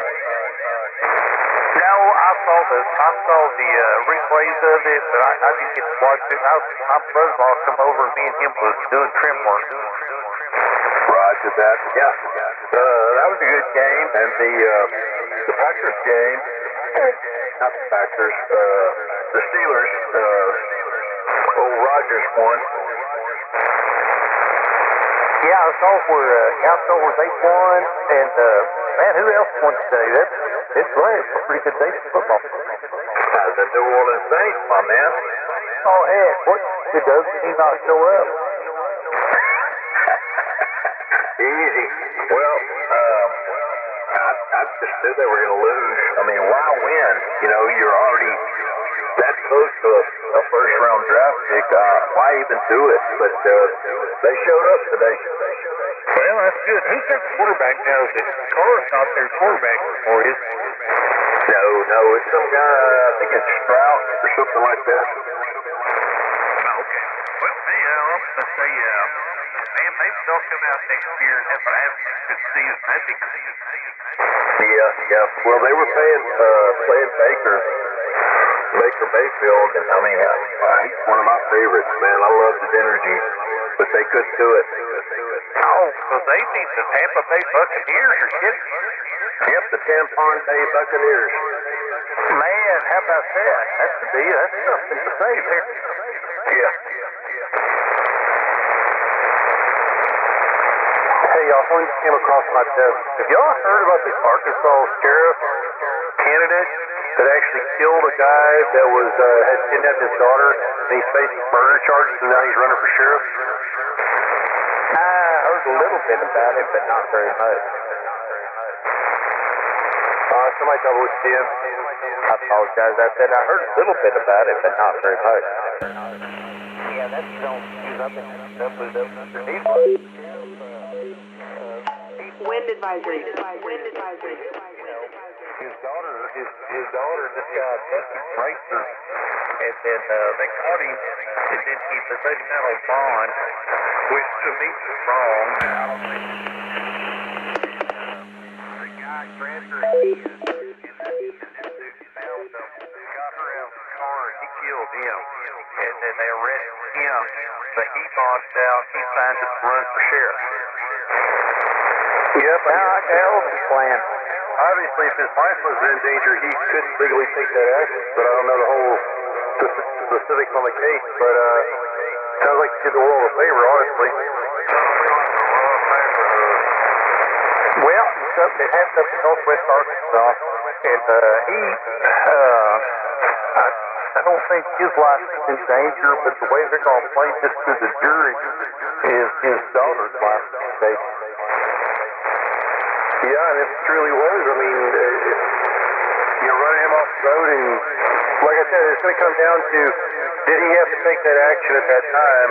And that's going to either, make or break his defense that, his life wasn't. Obviously, he ran the car off the road, rescued his daughter, but then at the time, the moment he shot that guy, was it necessary to guarantee his safety and his daughter's safety? If it wasn't, I have a feeling he's going to get convicted on that. Yeah, that's going to be interesting how that's going to play. But the guy signed up to run for sheriff because he's and to him and to everybody else around there. He's got a lot of support, believe it or not. A lot of people are thinking the sheriff didn't do the sheriff's department didn't do their job protecting her from this guy after he'd already done it once, and then for him to do it again. Why can't we get back to common sense? Like back in the old West days, somebody does some shit like that, boom, they're gone. Especially multiple offenses like this guy, evidently. Yeah.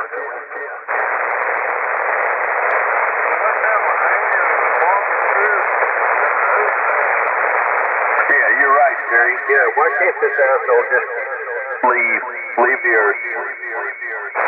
Well, the thing is, on a basic level, humans still fear punishment for doing something. So that's, whether you believe in ultimate punishment of rotting in hell when you die, some people on a straight and narrow, but some people need to have, a punishment worthy of whatever they're doing here on this earth to keep them from doing that, unfortunately, because people aren't self-policing.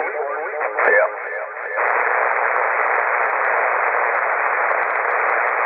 Well, I guess I'm going to get out, guys. Y'all have a wonderful evening. I'll talk to y'all tomorrow night, perhaps.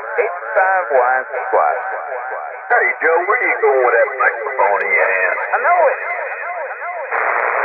Senator Joe, good night.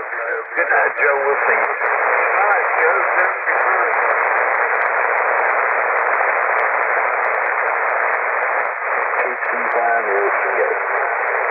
KC5 LCA, come on in. Yes, sir. Good evening. You fellas doing okay, you see? We're doing pretty good. What's the name there, sir? Oh, name there is Roger. The station is located in Winnie, Texas, about 64 miles east of Houston. All right, Roger. This is Roger also, and I'm in Logansport, Louisiana, W5RKH is the call. Hey, Roger, you've been here before, haven't you?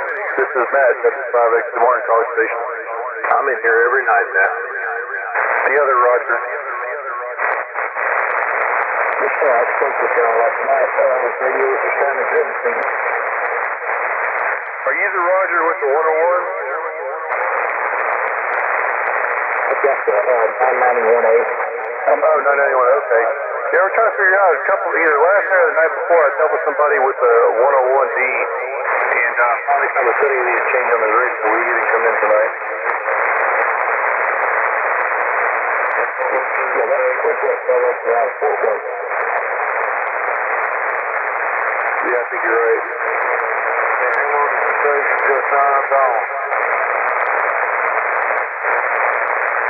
Hey, Mr. Bass, does this audio sound okay? I'm on a wireless dynamic microphone.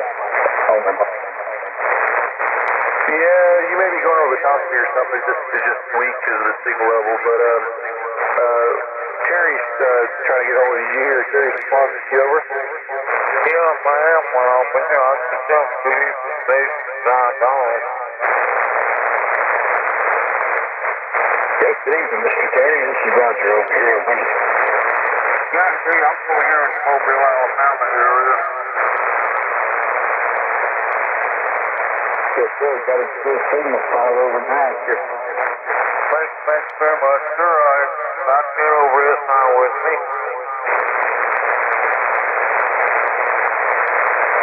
All right, yes, sir. I'm in a Carolina window. At about 30 feet and 100 watts. Please, so pretty good on the clock.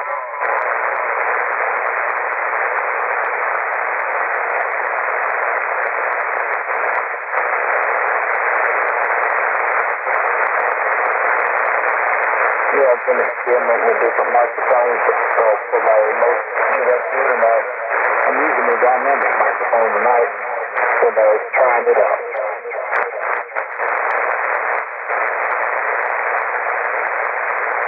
Well, it's doing a pretty good job. And my name's Dan, Delta Alpha November Dan. And I'm in Benton, Arkansas, which is in the physical center of the state. And my call is November 5 Mike Foxtrot America. Get these. November 5 Mike Foxtrot America, Mr. Dan, and got a good signal here. 10 over, good audio. Okay, thanks, sir. You too. You're doing pretty good at this away. Good job.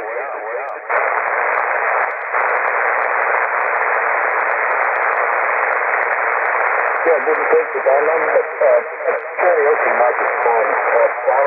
And I fiddle around with it till I got it to work, and I got it set about midway from the gain here. That's pretty good. That's funny. It's good. Good job. It works on that radio. Hey, Roger. Roger? Oh, yes, sir. Go ahead. So what's your favorite karaoke song? I don't sing karaoke, but man, that's funny. I got this for doing a little DJ work, to let people sing karaoke and, different things. It's not a big stereo system, but it's cool. But I thought I'd give it a shot on this. Oh, come on, Roger. Now give us some Hank Williams Sr.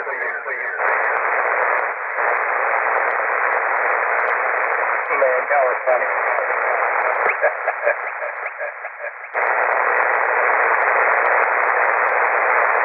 Matt, you got a copy on him?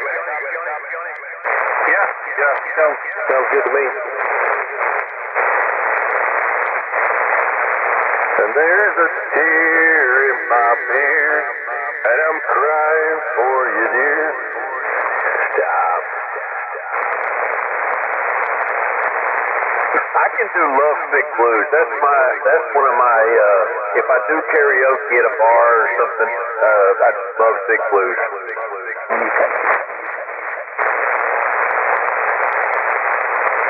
I think we doubled, Roger. I can do whatever you want to do, depending on how much I've had to drink. Okay, let's hear it, Dan. In the karaoke bar.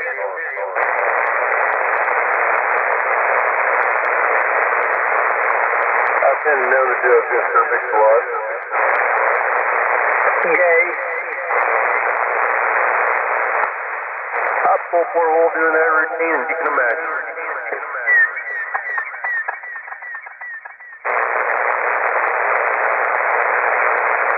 Me and Larry taking care of business one night at a karaoke bar. What in the world we were thinking? Man, Dan, we went down to the Orange Hempstead, me and Kilo, and we were just farting around and found this little bar that had karaoke, and we did I did a bunch of Hank Williams and a bunch of other stuff, and man, we got so hammered that we didn't make the Hamfest till about 10 o'clock in the morning. Place down here in Gulf Shore we go to called the Pink Pony Pub, and we used to go in there with this little roadside. I mean, there probably was 10 tables in that place, but karaoke started at 8 o'clock, and we went in there one night. I think we left out of there about 2 o'clock in the morning. And I was in Gulfport. That's Gulf Shores, Alabama. And man, I mean, just thank God for walking distance to the hotel. I don't know if it's going to make it or not. Let's open Baldwin County across the bay or something. Yes, sir, man. Good times over there. The Pink Pony Pub. That place is big now. We was down there last summer. We went and visited. Man, this done grown up, got big. That's a fast over there, guys. Well, Dan, we left this place, and I don't drive at night. Kilo drives at night, and man, she was pretty much shit-faced, and luckily we could drive on the side of the road, you know.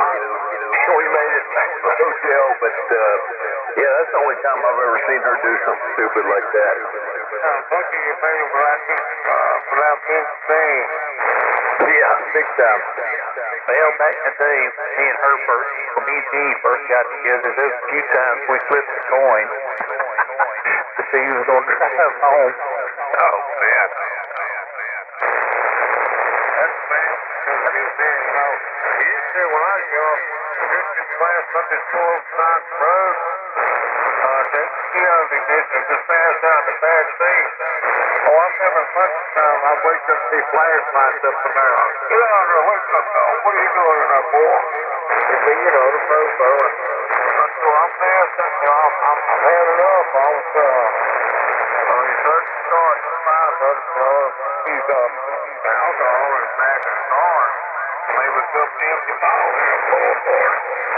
But, all right, go back to bed, boy. You don't let the bed guy out on this road no more. Yeah. Thing of the past. I don't do that no more.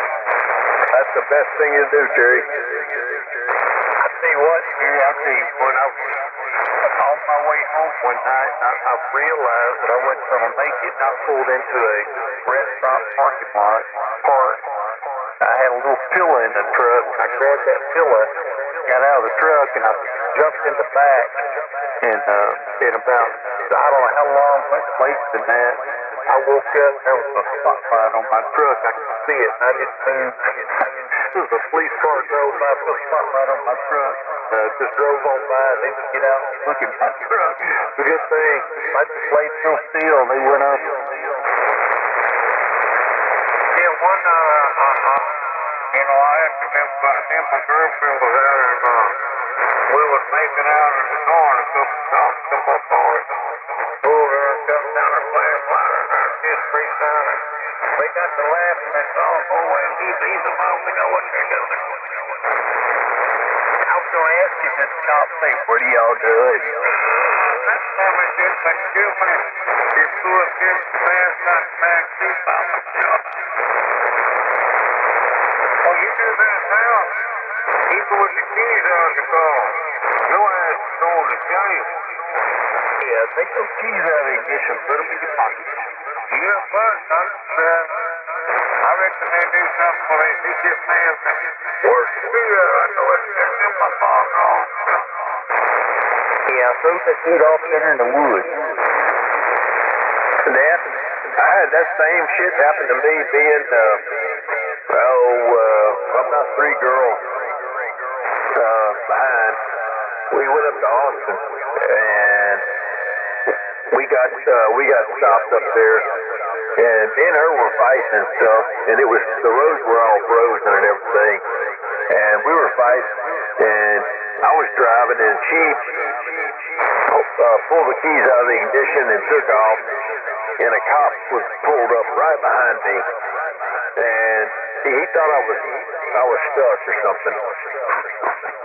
And he started pushing us stuff, and whenever the steering column was locked.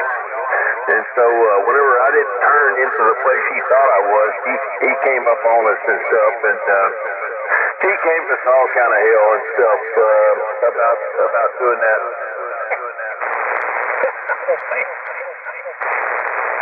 Yeah, he told us, he says, y'all need to get a hotel. You need to stay here, and you don't need to leave until you sober up.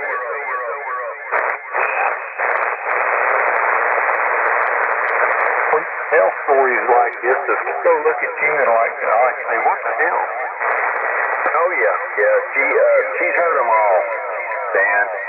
She's my sanity.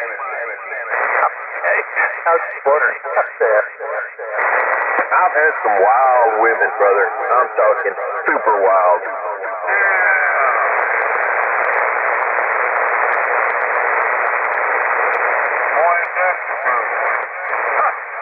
It was a fun ride, though.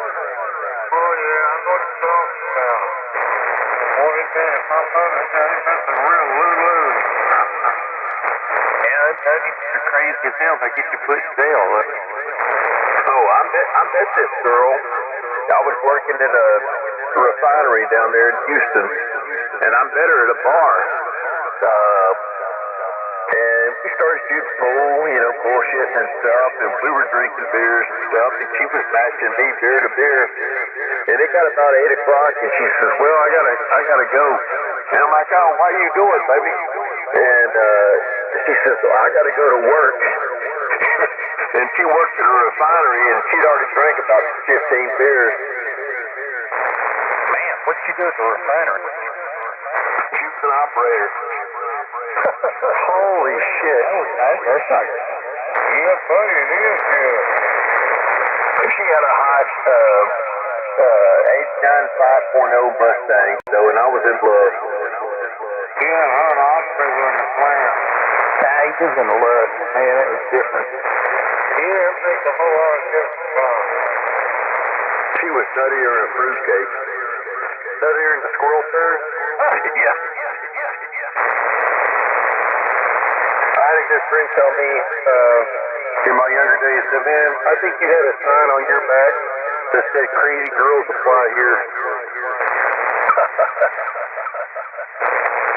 But man, those ones daddy shoes, they were special Shortwave. But you've only had one marriage though, right, Matt? That is correct. I actually found probably the only single woman I've ever dated. Well, you did good, brother. Man, I had, let me think, 3 or 4. Oh, my. Yeah, I had to do 2 before I figured it out. The third one was strong, though. Yeah, I got a late start, though. Hell, I don't remember how old I was when I got married. My son is 15. So, yeah, I've been married about 16 years. We dated for about 3 years before that. So, yeah, that's, I don't know. I don't think I was actually a very good person either until I met my wife, and I think she kind of brought up the best of me. So, I probably wasn't really marriage material before that point anyway. Okay, good night, everybody. Pat, Brock, my dad. I don't know who else. I ain't heard anybody, but 7-3, good night. Just gave 4 feet on credit square. 7-3, Jerry. Good night. Good night, Jerry, man. Good to you. I'm the same way, man. I was a very good person until I met Jeannie, and if we put our lives together, I was husband material, I don't think. No, and like I said, it took me a while to, maybe it was maturity, maybe it was just like maybe getting priorities straight or whatever, but I mean, I think this all the time. I wish I could have done a lot of things different along the way, but I wouldn't want to change where I ended up, if that makes sense. Yeah, I totally agree with you. If I had been the way I was, I don't think I'd have my son. And he turned 40 the other day. And, if I had gone through all that, he wouldn't be here. So that's an important part. Well, Dan, I was completely focused on my career. You know, I mean, I started off doing electrical apprenticeship, and I did all that stuff, and I stayed with it. But when I got off work, man, I was just a fool. You know, just a heck of a fool. But I always made it back to work and made it through my apprenticeship and all that stuff. But I was an idiot. Yeah, I'm Steve Roger. I'm same thing. I get off work, man. I was hot and thirsty and looking and hot, thirsty, and lonely. Yeah.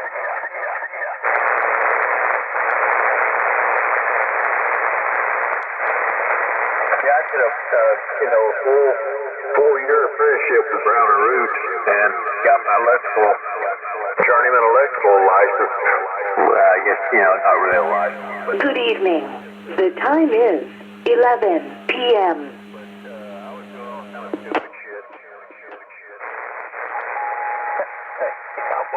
I was too.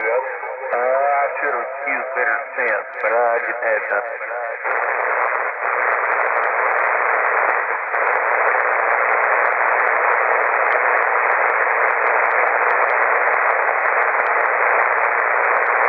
But, that's the good old days. We had some fun, man.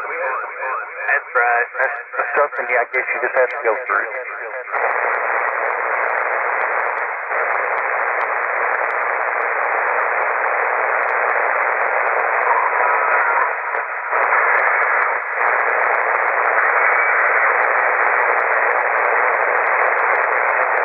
Well, Dan, what was on the menu today? I had roast and potatoes and carrots and the potatoes and mashed potatoes. God, they were good, man. They were good. And we were out there about 5 o'clock, picked that up, and brought it back home. We was both hungry. We had to eat all day. And, man, it was good.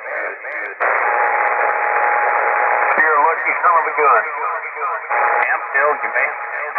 He sure likes to cook. He likes cooking. That's what he does, so I want some ribs, dog. He does. I need to hit him up and say, man, it's about time to do some ribs again.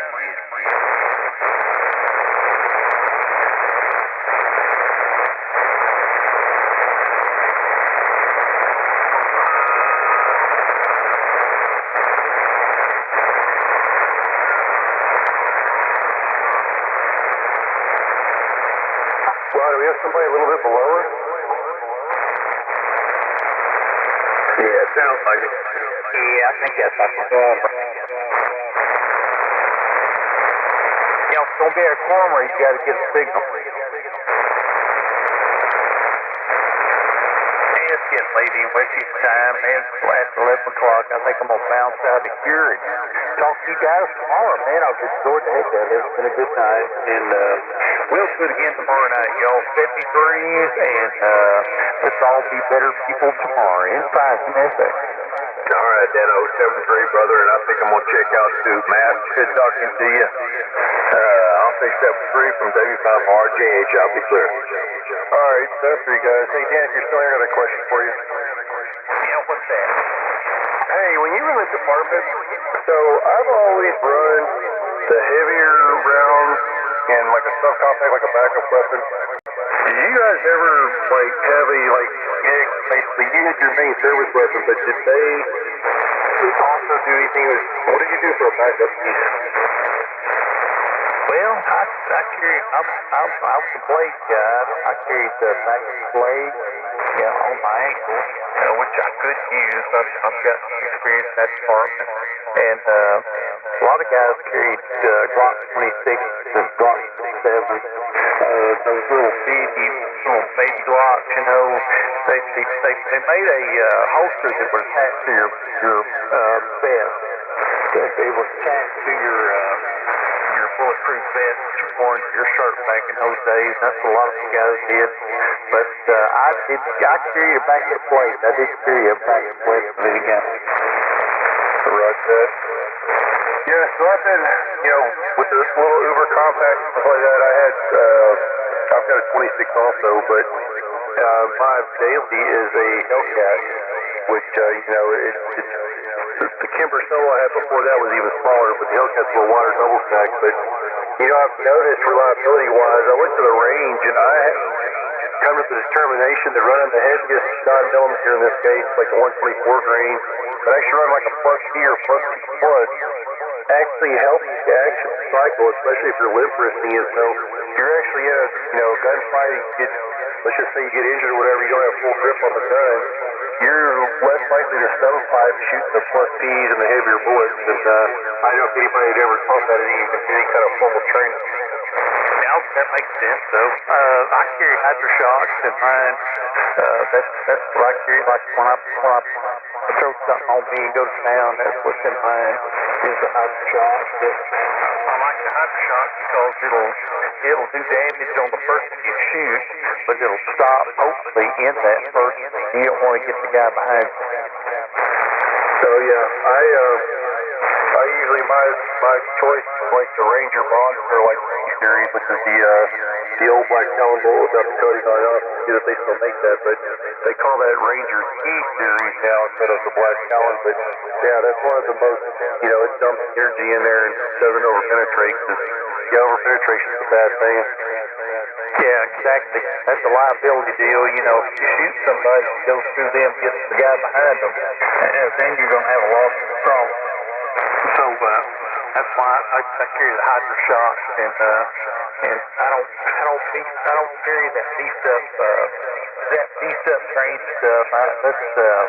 I'm kind of scared of that. I'm afraid that's exactly what would happen if I were to actually do something to somebody. Yeah, the reason I just go in a little short pistol, you're not going to have that extra velocity. So it's just there mainly to give you some more dwell time on the action. But yeah, I definitely, overpenetration is not a good thing. And when you say hydroshock, is that what they call HST now, which I guess is the evolution of the hydroshock? Yeah, I think it's the same thing. It's got the little 5 tips on it, and it's like a hollow point. It'll open up, and it's got 5. When it opens up, it's like I don't know how to describe that, but it makes a big old hole though. Yep, right that. So, yeah, the HST is the hydroshock. They laser cut it so it actually has a better expansion and it'll peel back. It's almost like a saw blade going in. Yep, that's it right there, exactly. Yep. All right, well, let's go to you. Well, good talking to you, and we'll see you tomorrow. W5X tomorrow. Clear on your smile. Good night. Brother, catch you tomorrow night. Y'all take care, man. Everybody enjoy the evening conversation inside the MSA.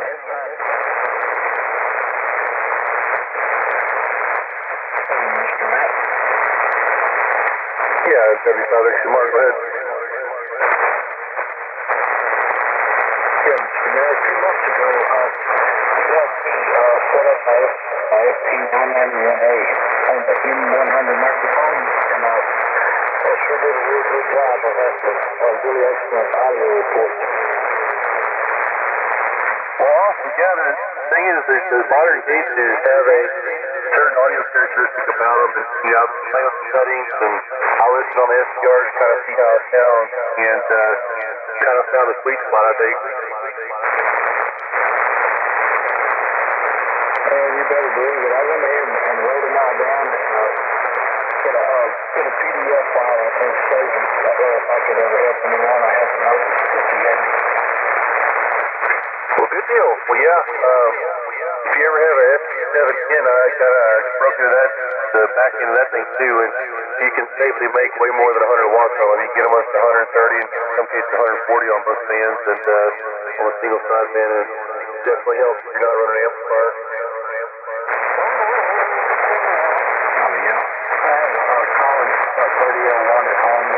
When I'm there at the radio, I use it, and I sure enjoy it really. Awesome. Well, good hearing from you, and I'm glad it's working for you. I'm gonna go find the rest of my household, make sure everybody's in bed, go to bed myself so I get up early, go to work in the morning. So 7-3 from W5XMR, and good night. All right, W5XMR, Mr. Beth, have yourself a good night. PA, 73.